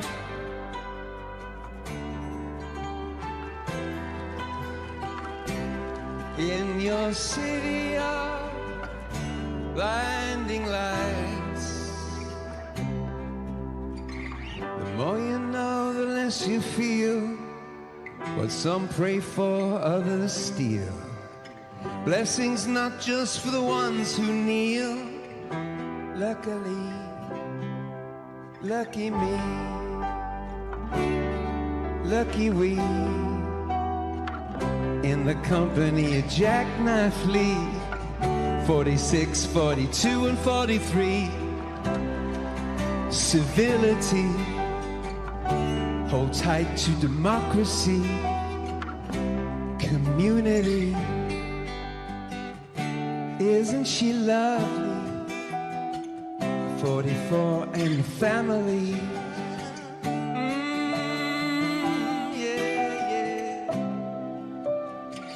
Michelle, my belle. Michelle, my belle. Sing it now. Michelle.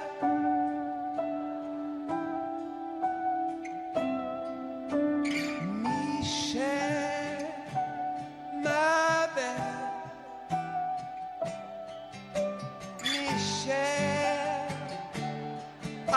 belle. Don't touch my wife. Michelle.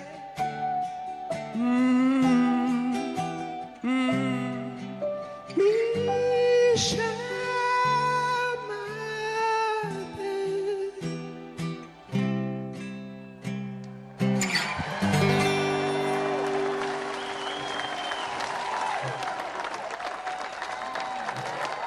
Please welcome Nigerian music sensation, Tems.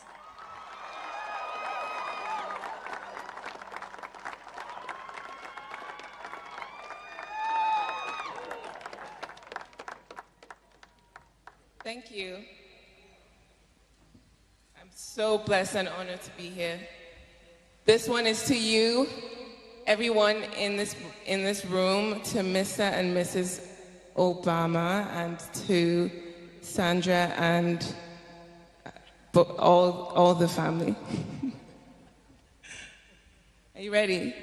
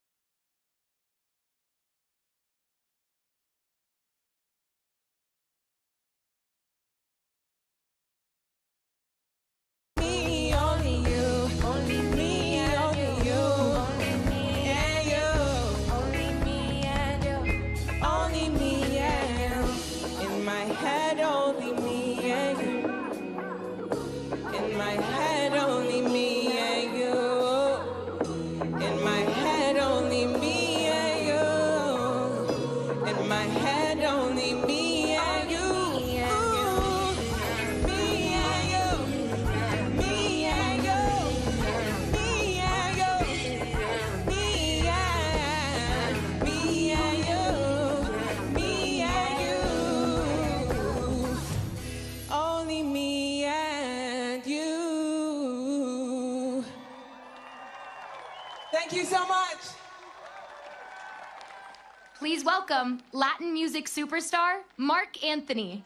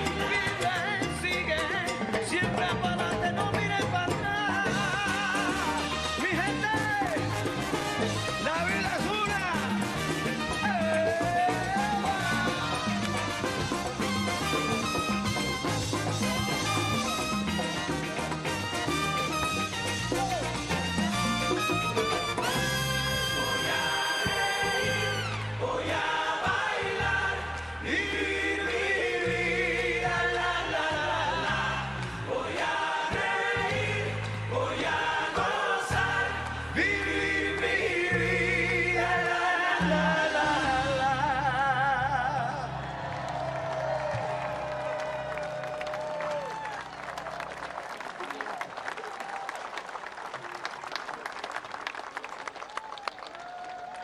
What a beautiful set of iconic legends and global superstars.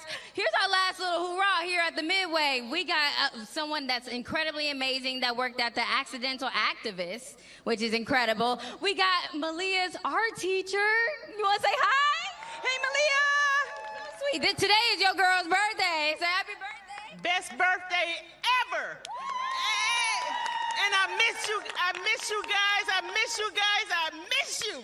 We miss you. With President Obama, dog. We want to keep. Yeah, no, we want to make sure that. Bring him. Thanks, Michelle. What do you have to say, sir? Oh yeah, you want to. That part. Okay. Yep. Okay, and tell us what you did. So my name is Jasmine, and I worked on the first presidential campaign. So it was amazing. We got some incredible people out here. It's been so amazing. What is this for you guys? Like, it's been just a whirlwind of iconic people and beautiful sets, and I'm just so happy. I'm happy to be here. Listen, I double dutched. I learned how to double dutch for the first time. My homeschool self finally learned. And listen, we are excited. This has been so incredible. Thank you to the Midway. Keep your energy up. There's still more to come, and I'll see y'all over there.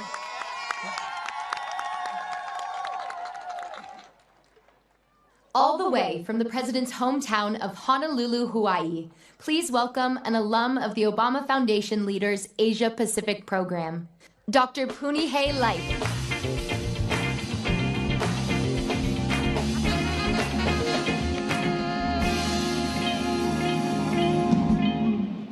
Aloha. Aloha. Where I come from, to introduce someone means we have pilina, a connection. If this man walked into my home, my children would call him uncle, because we are both keikio-ka'aina, children of Hawaii. We have been nourished by her lands, kissed by her rains, and inherited a kuleana, a sacred responsibility to care for those we will never meet. To introduce him today is not just to talk about who he is, but to share what he invites out of each of us. He invites and we respond. And in our culture, that reciprocal exchange is aloha. His call to build a space of new possibilities invited me to look deep into my own ancestral wisdom, pointing me toward the a'ali'i, a native plant renowned for its versatility and tenacity. Our people say, "He a'ali'i ku makani mayau au he makani nana e kulai." I am a wind withstanding a'ali'i, no gale can topple me over. You see, the a'ali'i thrives by being deeply rooted, resilient through storm and drought, and fiercely responsive. That is what "yes, we can" means to my indigenous heart. It demands that we remain unshakably rooted in truth, resilient through trial, and so responsive that just as this plant yields its leaves for medicine, its blooms for beauty, and its timber for protection, we become the healing, the vibrance, and the shelter needed by our communities and by Grandmother Earth. Brothers and sisters, let us rise to honor that collective responsibility. Stand with me, people.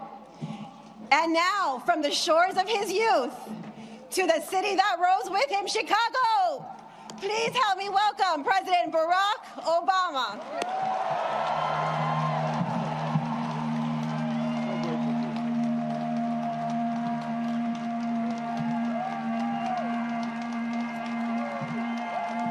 Hello, Chicago. Sweet home, Chicago. Please have a seat. Thank you, Punihei, for that outstanding introduction. President and Mrs. Bush, President and Secretary Clinton, thank you for being with us today and for your devotion to our country. And President and Dr. Biden, thank you for your steadfast partnership for 8 years. Joe, we started as running mates and ended as family. And we would not be here without you. And we are grateful.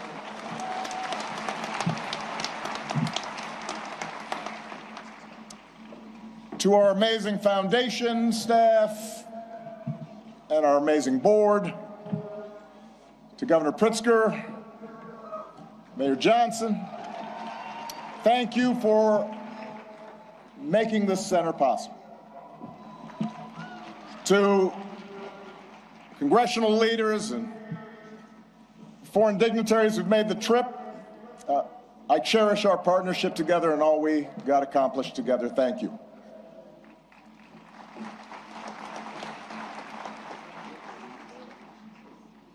To Michelle,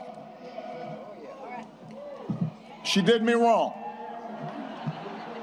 She wouldn't let me see her speech. She knew she was going to mess me up, and she did it anyway. But she's always made me better. And I could not be more grateful. And to Sasha and Malia, what can I say? You mean everything to me. More than 40 years ago, on a late summer afternoon in 1985, I arrived here in Chicago, entering the city through the very spot where this center now stands.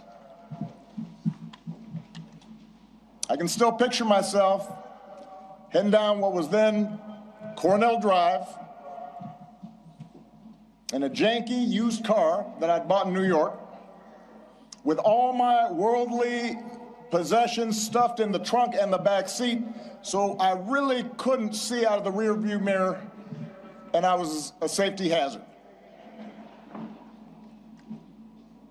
And I was 23 years old.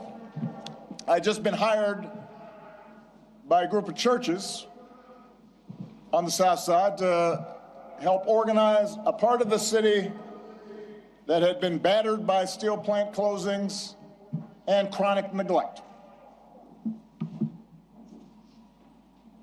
And I didn't have much organizing experience.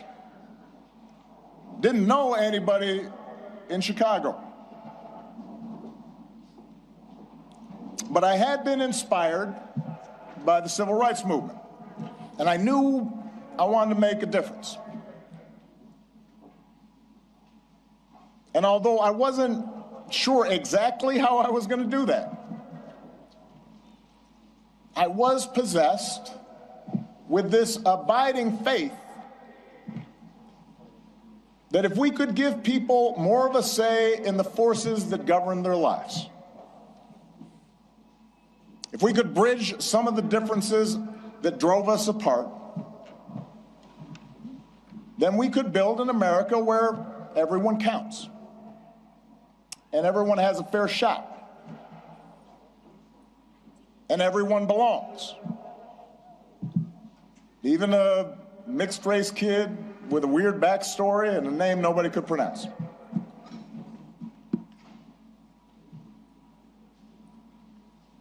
And it was here, in this city, a city of broad shoulders, that I found what I was looking for. Day by day, block by block, I got to know the people who lived here, their hopes, their dreams, their tragedies and their triumphs. I witnessed their resilience in the face of hardship and the quiet heroism of a single mom raising her kids and sending them to college on a secretary's salary, or the priest electing to stay in the city and open his doors to at-risk youth, even as most of his flock had fled to the suburbs. I learned that leadership has less to do with titles or rank or chasing attention than with helping others find their voice reaching their potential,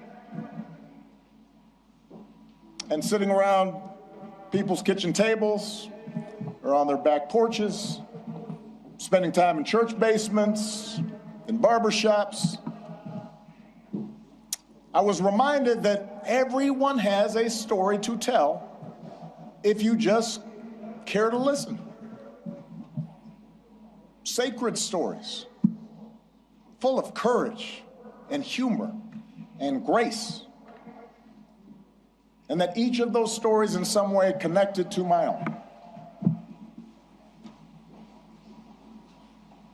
In other words, I found my purpose here, and I fortified my faith here, and I found my community here, friendships that would last a lifetime. And I found a girl from the South Side who has been my greatest blessing. Michelle and I, our wedding reception was over at South Shore Cultural Center. You could walk from here. Our daughters were born right down the street. This is where we bought our first home. This is where our kids took their first steps. This is where I launched my candidacy for the Illinois State Senate over at the Ramada Inn on Lakeshore Drive, serving pretzels and soda, embarking on the path that ultimately and improbably led to this day. So, for me, this center could not be anyplace else. It's an expression of thanks, an acknowledgement that so much of what I hold most dear I owe to the people of this city and the people of these surrounding neighborhoods.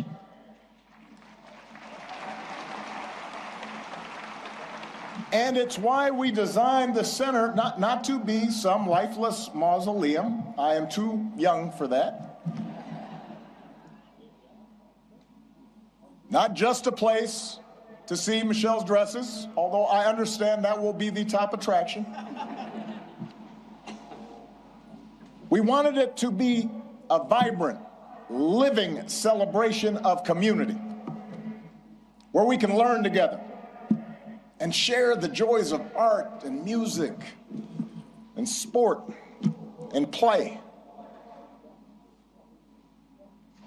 Because it's in those moments that we're reminded of our common humanity.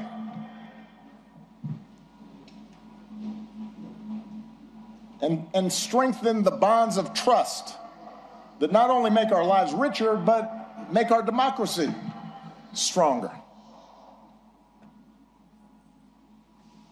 Now, we also wanted this center to be a celebration of the extraordinary public servants, many of whom are here today, that made this journey possible. Some of you helped get me elected. Some of you I had to talk into joining my administration. Some of you were seasoned veterans who helped show a rookie president the ropes. But a lot of you were younger than I was when I first drove into this city. And we're all a bit older now. Many of you have children of your own, even grandchildren. But the passage of time has only deepened my admiration for your talent and your dedication and your skill. It's only deepened my gratitude for how much you and your families sacrifice to make this country better. So when you visit this center today or in days to come, I hope you see yourselves and your hard work reflected in every exhibit. And I hope you take pride in what we accomplished together. You made that happen.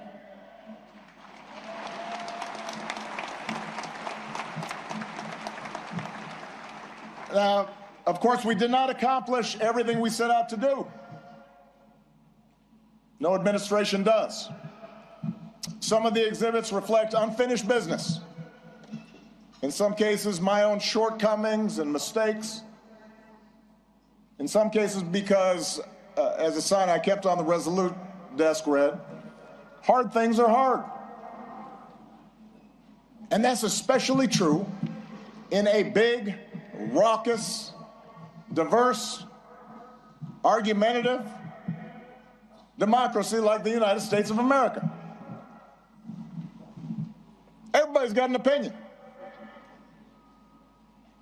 And that means getting stuff done involves reconciling the demands of a couple of 100 million people. Democracy can be frustrating. It can be slow. It can be inefficient. And yet, more than anything, I hope this center will serve as an affirmation of just how special, how precious our democracy truly is, and remind us what we can achieve when we embrace our shared responsibilities as citizens.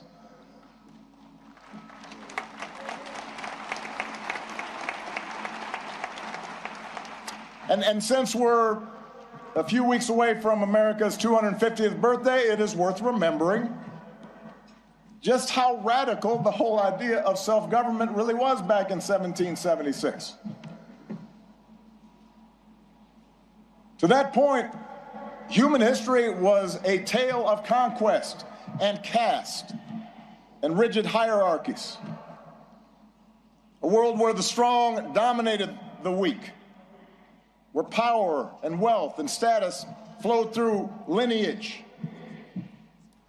and the many were ruled by the few.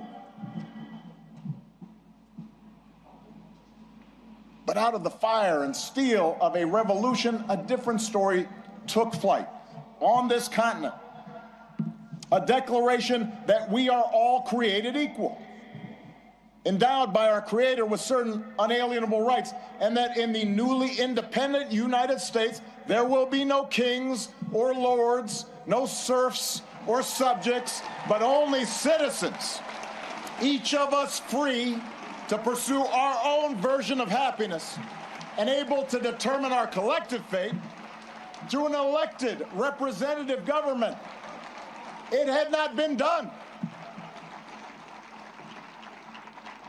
And because it hadn't been done before, the success of this experiment was never a given. In forming our union, the founders fell terribly short of the Declaration's promise, leaving slavery intact, allowing states to restrict the franchise to white men who own property. But in drafting a Constitution and a Bill of Rights, they did have the foresight, the genius, to provide us with a framework that allows each generation to make our union more perfect.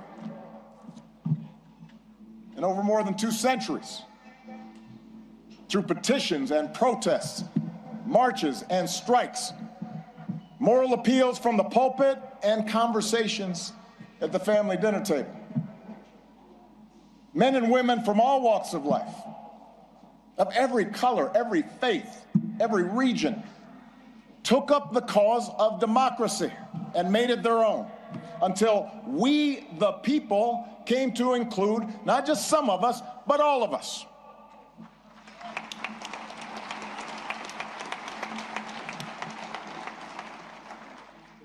And that's why the story we tell in this building begins not with Michelle's origins or my origins, but with our nation's, with a founding era print of the Declaration of Independence, and a pen and inkstand used by Frederick Douglass, Lincoln's Bible, and a pamphlet by Ida B. Wells, suffragist buttons, and a hard hat worn by FDR's Labor Secretary, Francis Perkins.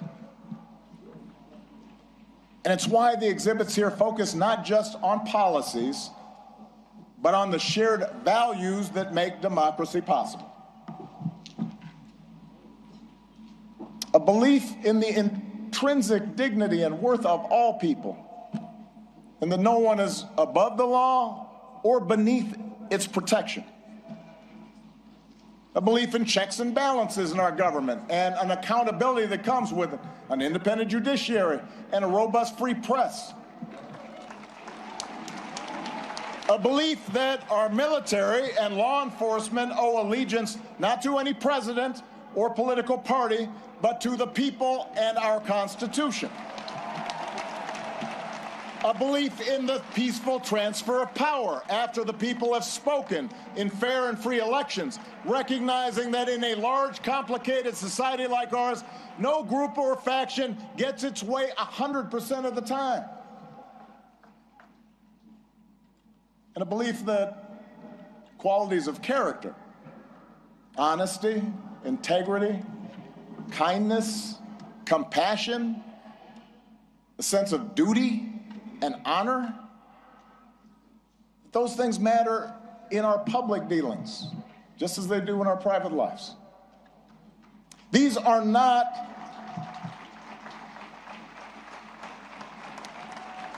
these are the values and traditions I believe in.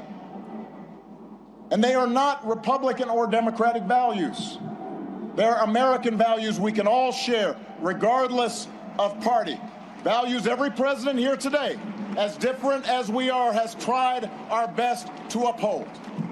Values that John McCain and Mitt Romney believed in, no less than I did. It is our greatest inheritance, the story of America at its best, because it reflects a basic faith in the decency of our fellow citizens and the possibility that, despite all of our differences, we can see each other and understand one another and make common cause together.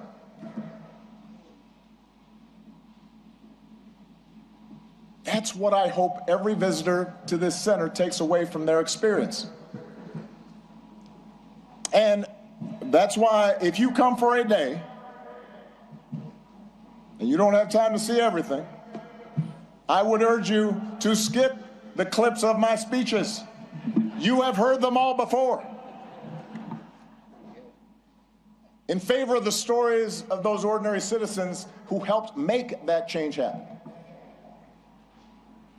The cancer survivor who feared rising premiums would force her out of her home and was brave enough to speak out about it. She's why we pushed so hard for health care reform.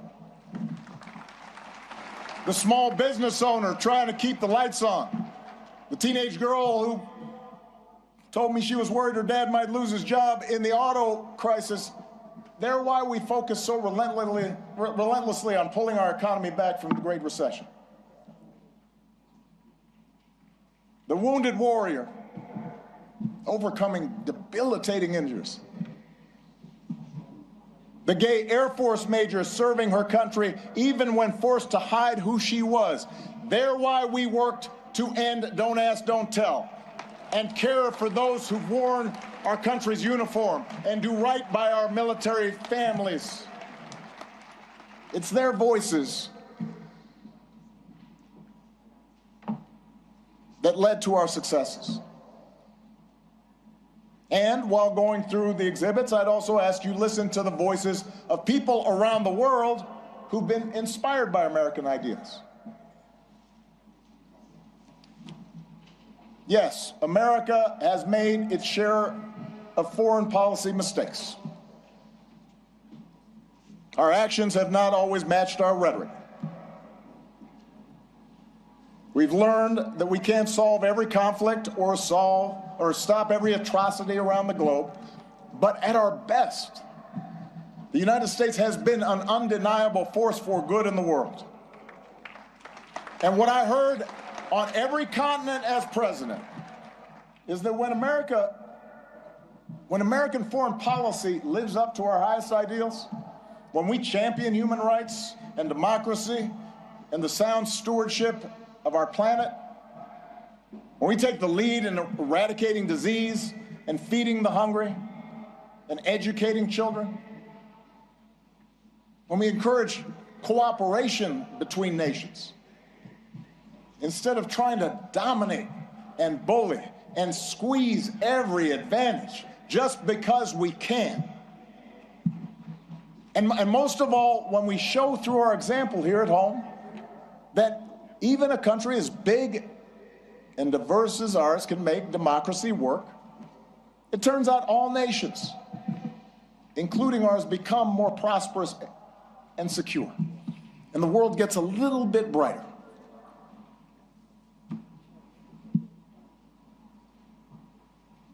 I recognize it's been almost a decade since I left office. In that time, we have lived through more war and a terrible pandemic, economic disruptions, mass protests, backlash against mass protests, political conflicts that have shaken the very foundation of our democracy. We've witnessed a technological revolution that promises remarkable discoveries, could revolutionize medicine, but is also accelerating inequality, that puts all the world's information in the palm of our hands, but somehow makes it harder for us to tell a truth from a lie, that connects us instantly like never before, even as it makes us more distrustful and more withdrawn and more fearful and more isolated from each other. It's a lot. For millions of people in this country and around the world, the future feels uncertain, the ground unstable beneath our feet. And as algorithms keep feeding us a steady stream of distraction and outrage, as only the loudest, most extreme voices get attention, fanning our prejudices, appealing to our basest, most tribal instincts, it's tempting to give in to cynicism and even despair, to stop trying.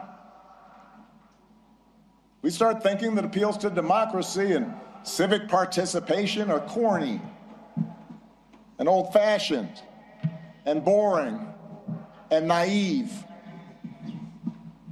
That the very idea of working on behalf of the common good is a sucker's bet. And that in order for us to win, somebody else has got to lose. I get it. I am not immune to anger or doubt. But I do know this. When we lose faith in each other, when we stop believing that voting matters, that citizenship matters, that our collective voices matter, that how we treat each other no longer matters, then we give away our power to decide our own futures. We open the door to the most ruthless, or the most careless, or the most fearful among us, who see some groups and some people as more equal than others, and see government as nothing more than a way to divvy up the spoils and punish enemies and keep those who are different in their place.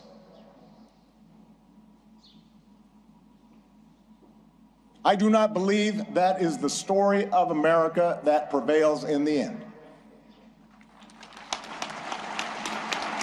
I don't believe it because for us to give up, for us to give in now, after all this country's been through, to cynicism and division would be a betrayal of our founding ideas,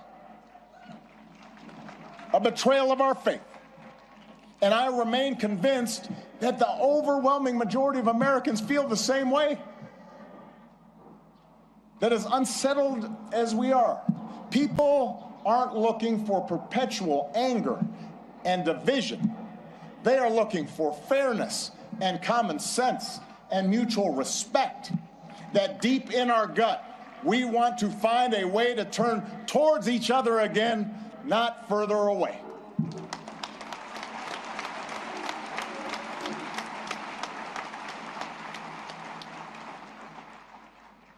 I believe this because I've seen it all across our country. In cities that have worked together to reclaim their streets from crime, in rural communities that have rebuilt their economy, in businesses that are finding new ways to make housing affordable, in those ordinary people in the Twin Cities who brave frigid temperatures, risk their own safety, standing shoulder to shoulder to look out for their neighbors and sometimes look out for strangers because they knew that was the right thing to do. I've seen it.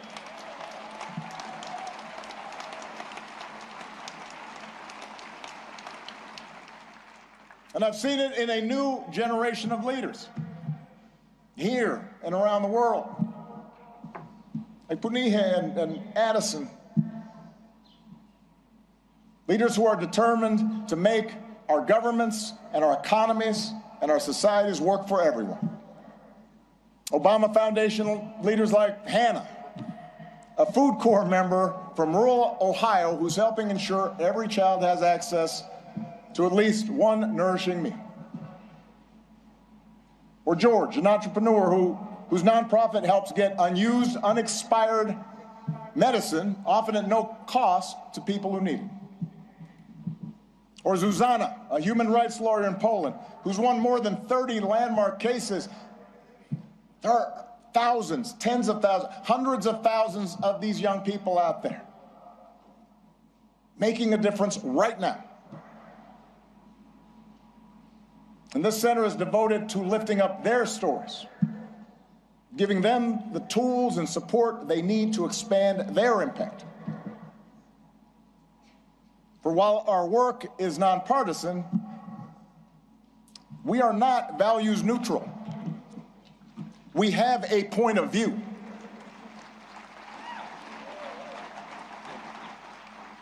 The exhibits in the center are not meant to evoke nostalgia for some gauzy bygone era, some unattainable past that we can dream about and say, oh, we miss you, Barack. They're meant to remind us of who we can be,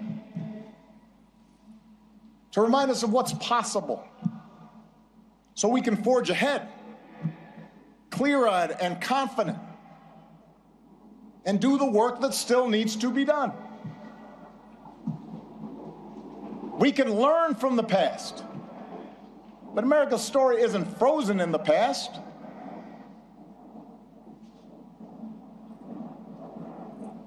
It has chapters yet to be written, not by one person or a few people, not by Barack and Michelle, or anybody with a fancy title or a high office, but by all of us. You know, one of the things a lot of presidential libraries now have in common is a replica of the Oval Office. And if you take a peek at the one inside this building, you will see some objects that carried some special meaning for me during the time that I was in office. There's a program that a friend from the South Side gave me that he had retrieved from the 1963 March on Washington. He was there. There's a Norman Rockwell painting of the Statue of Liberty with workers hanging on ropes, burnishing the torch that she holds aloft. And on the rug, you'll read words from some of America's greatest leaders, including a quote that inspired that arch that you see right there at the south end of the plaza by Martin Puryear. The arc of the moral universe is long, but it bends towards justice. And it's a quote that was often invoked by Dr. Martin Luther King Jr., but it originally comes from a Boston minister's sermon more than 170 years ago. And at the time, the abolitionist cause seemed lost. The Compromise of 1850 had made harboring fugitive slaves a crime under federal law, even in those states that had abolished slavery. And in a case that garnered national attention, a young fugitive in Boston had been seized and tried and marched to the wharf by hundreds of armed officers, where he was summarily put on a ship bound for the South, where he would remain in shackles and chains. It was a moment of profound uncertainty and despair. A moment the minister called darker than any New England had witnessed. We do not see, Reverend Theodore Parker observed, that justice is always done on earth. Many a knave is rich, sleek, and honored, while the just man is poor, hated, and in torment. I do not pretend, the preacher said, to understand the moral universe. The arc is a long one. My eye reaches but little ways. I cannot calculate the curve and complete the figure by the experience of sight. I can divine it by conscience. But from what I see, I am sure it bends towards justice. The good Reverend was under no illusions about the perils and obstacles facing the abolitionist cause.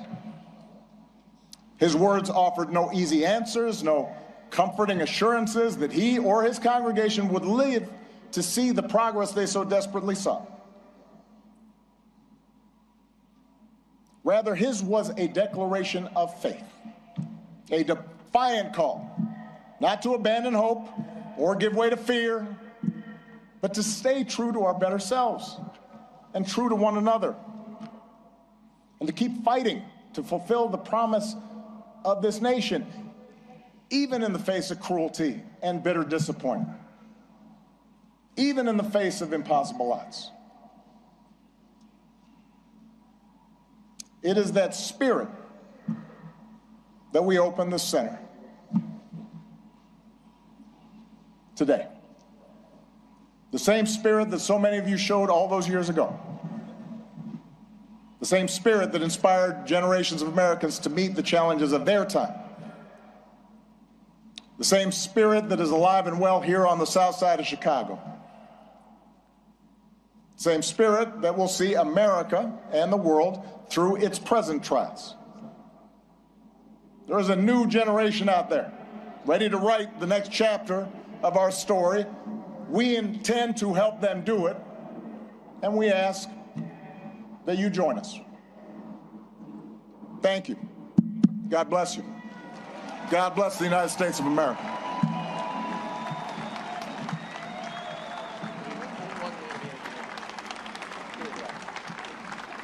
Heads up, Win.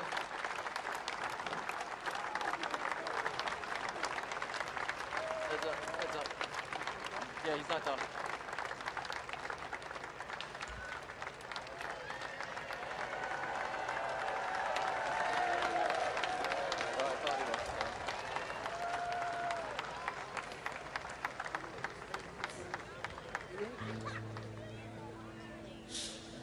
Hi, I'm Bruce, and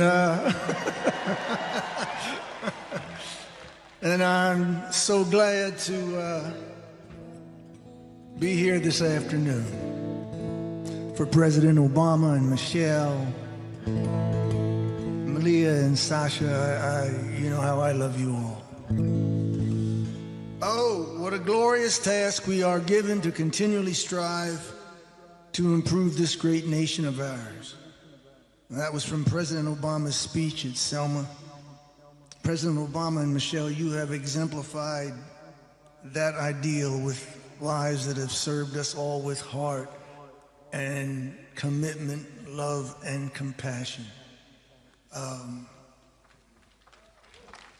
This is land of hope and dreams. This is for you.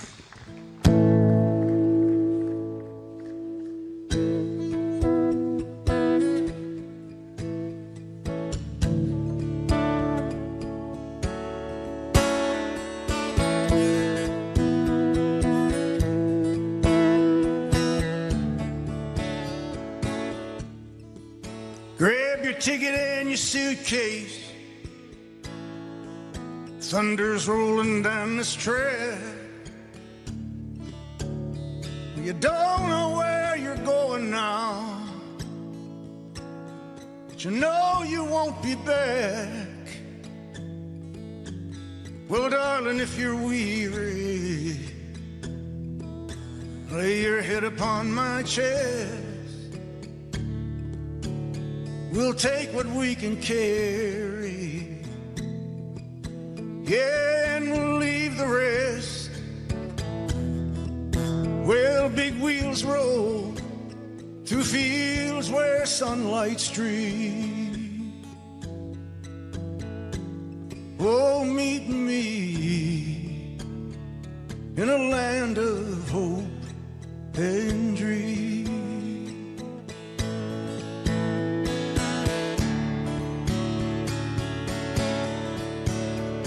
Yeah, well, I will provide for you when I'll stand by your side. You'll need a good companion now, all for this part of the ride. Yeah, leave behind your sorrows. Let this day be the last. 'Cause tomorrow there'll be sunshine, and all this darkness past. Big wheels roll through fields where sunlight streams. Oh, meet me in a land of hope and dreams. Well, this train carries saints and sinners. This train carries losers and winners. This train carries whores and gamblers. Oh, this train carries lost souls. I said this train. Dreams will not be thwarted on this train. Faith will be rewarded on this train. Hear the steel wheels singing on this train. Bells of freedom ringing. Well, big wheels roll through fields where sunlight streams. Oh, meet me in a land of hope and dreams. Oh, meet me in a land of hope and dreams. Oh, meet me in a land of hope and dreams.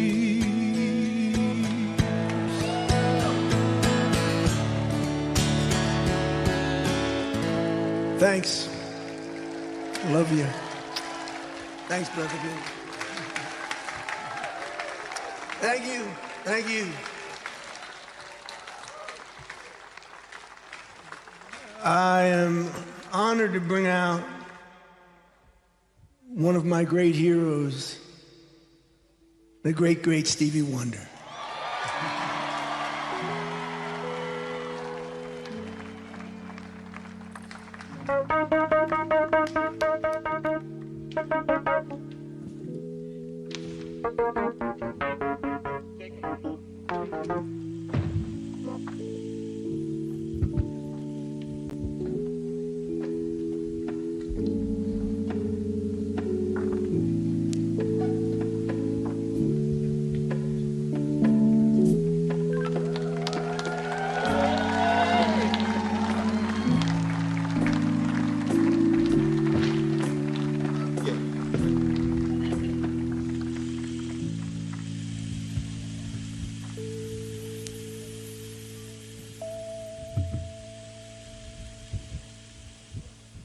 It is truly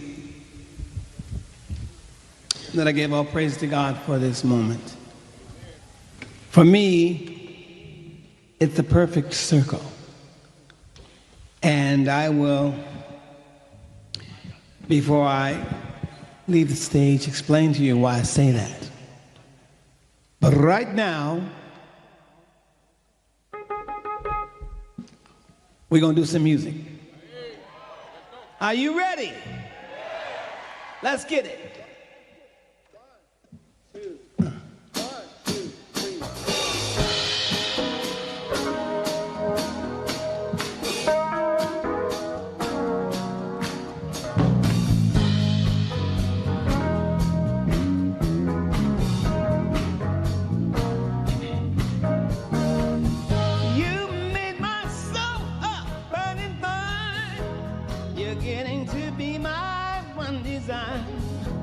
You're getting to be all that matters to me.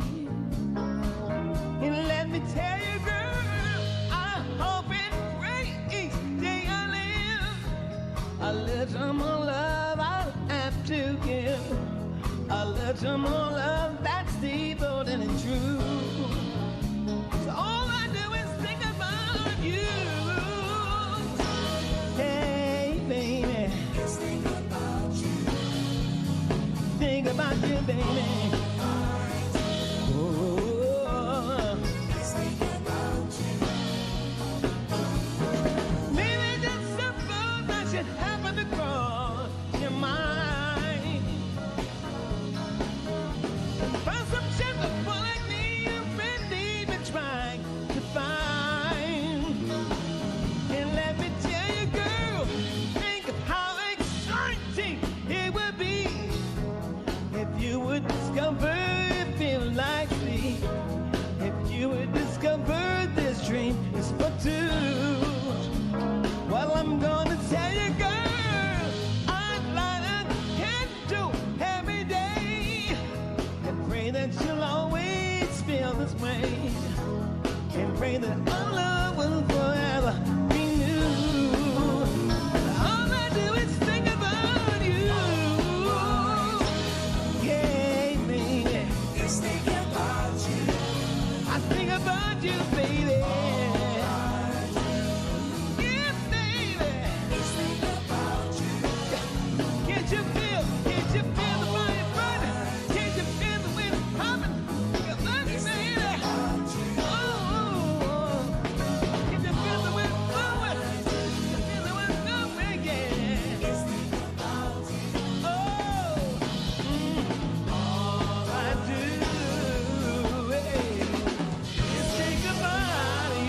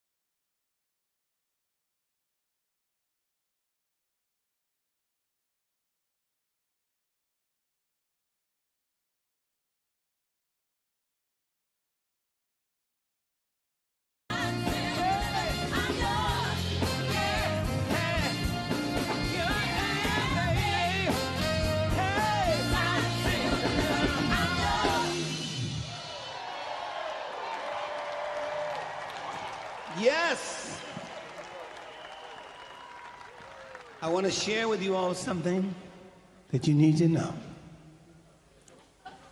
In 2004, I had the pleasure of having my friend Steve McKeever come to Wonderland Studios.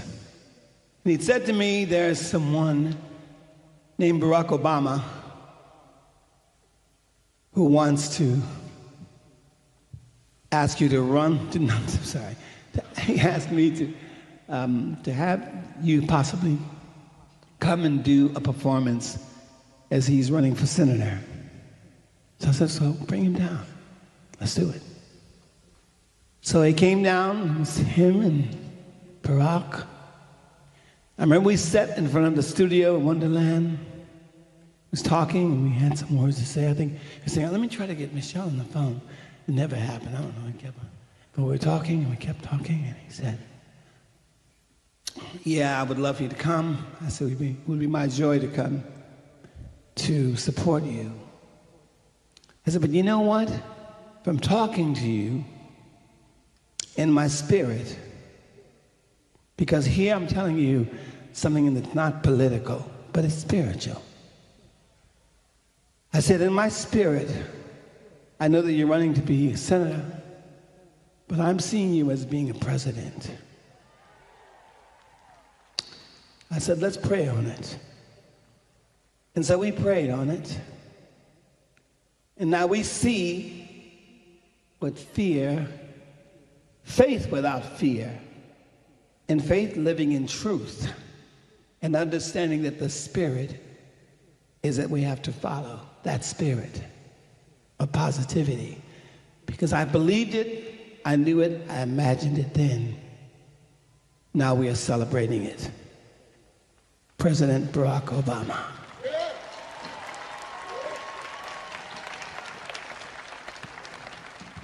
So I want you to remember, all of you, never let fear put your dreams to sleep. Never. I have Jennifer Hudson, Christina Aguilera, John Legend, Eddie Vedder, Bruce Springsteen, and Common. You're coming out with me? We're gonna do this thing. Are y'all ready? Yes, sir. I don't care where you are in the world. Roots is gonna be a part of this too. I don't care where you are, any part of this is a celebration. Because I knew, and we knew in the spirit, that positivity was going to win. Are y'all ready? Yeah. Are y'all ready?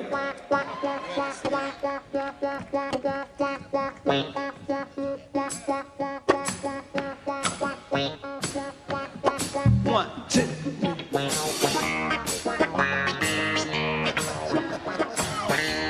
Everybody put your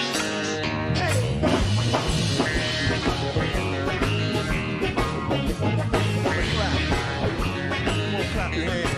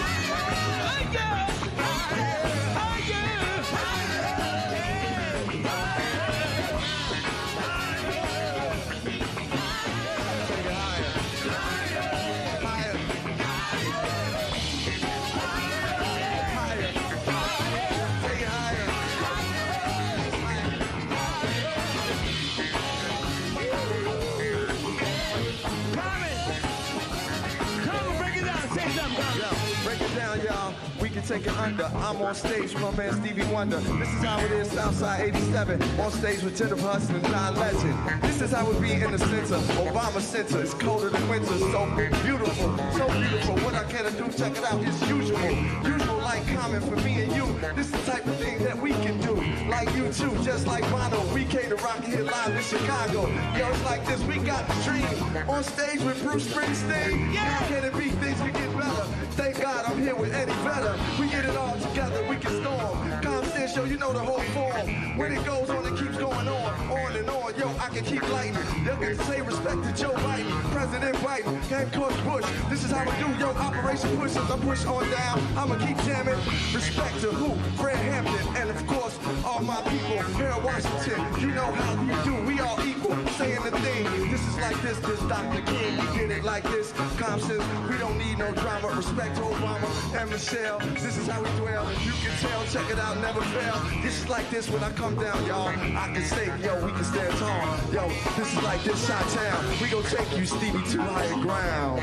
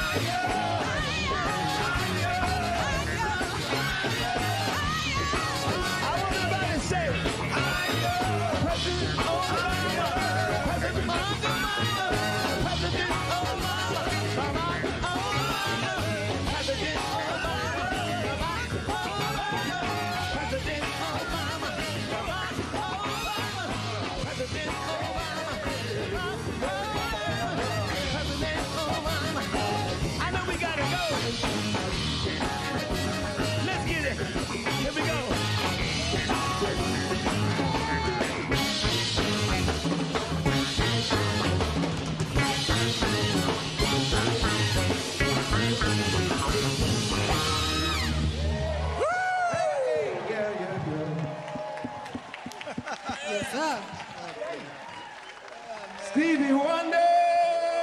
Stevie! A legend. Great man. Thank you. That was fucking unbelievable. That was fucking unbelievable. Tempo was going. I was like,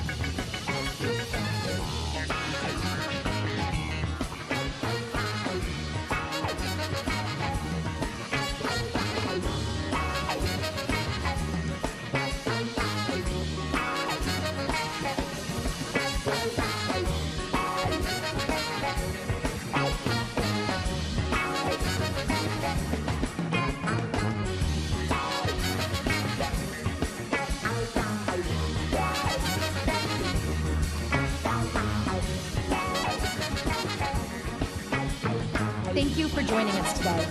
Follow us, stay connected, and get your tickets to the Obama Presidential Center.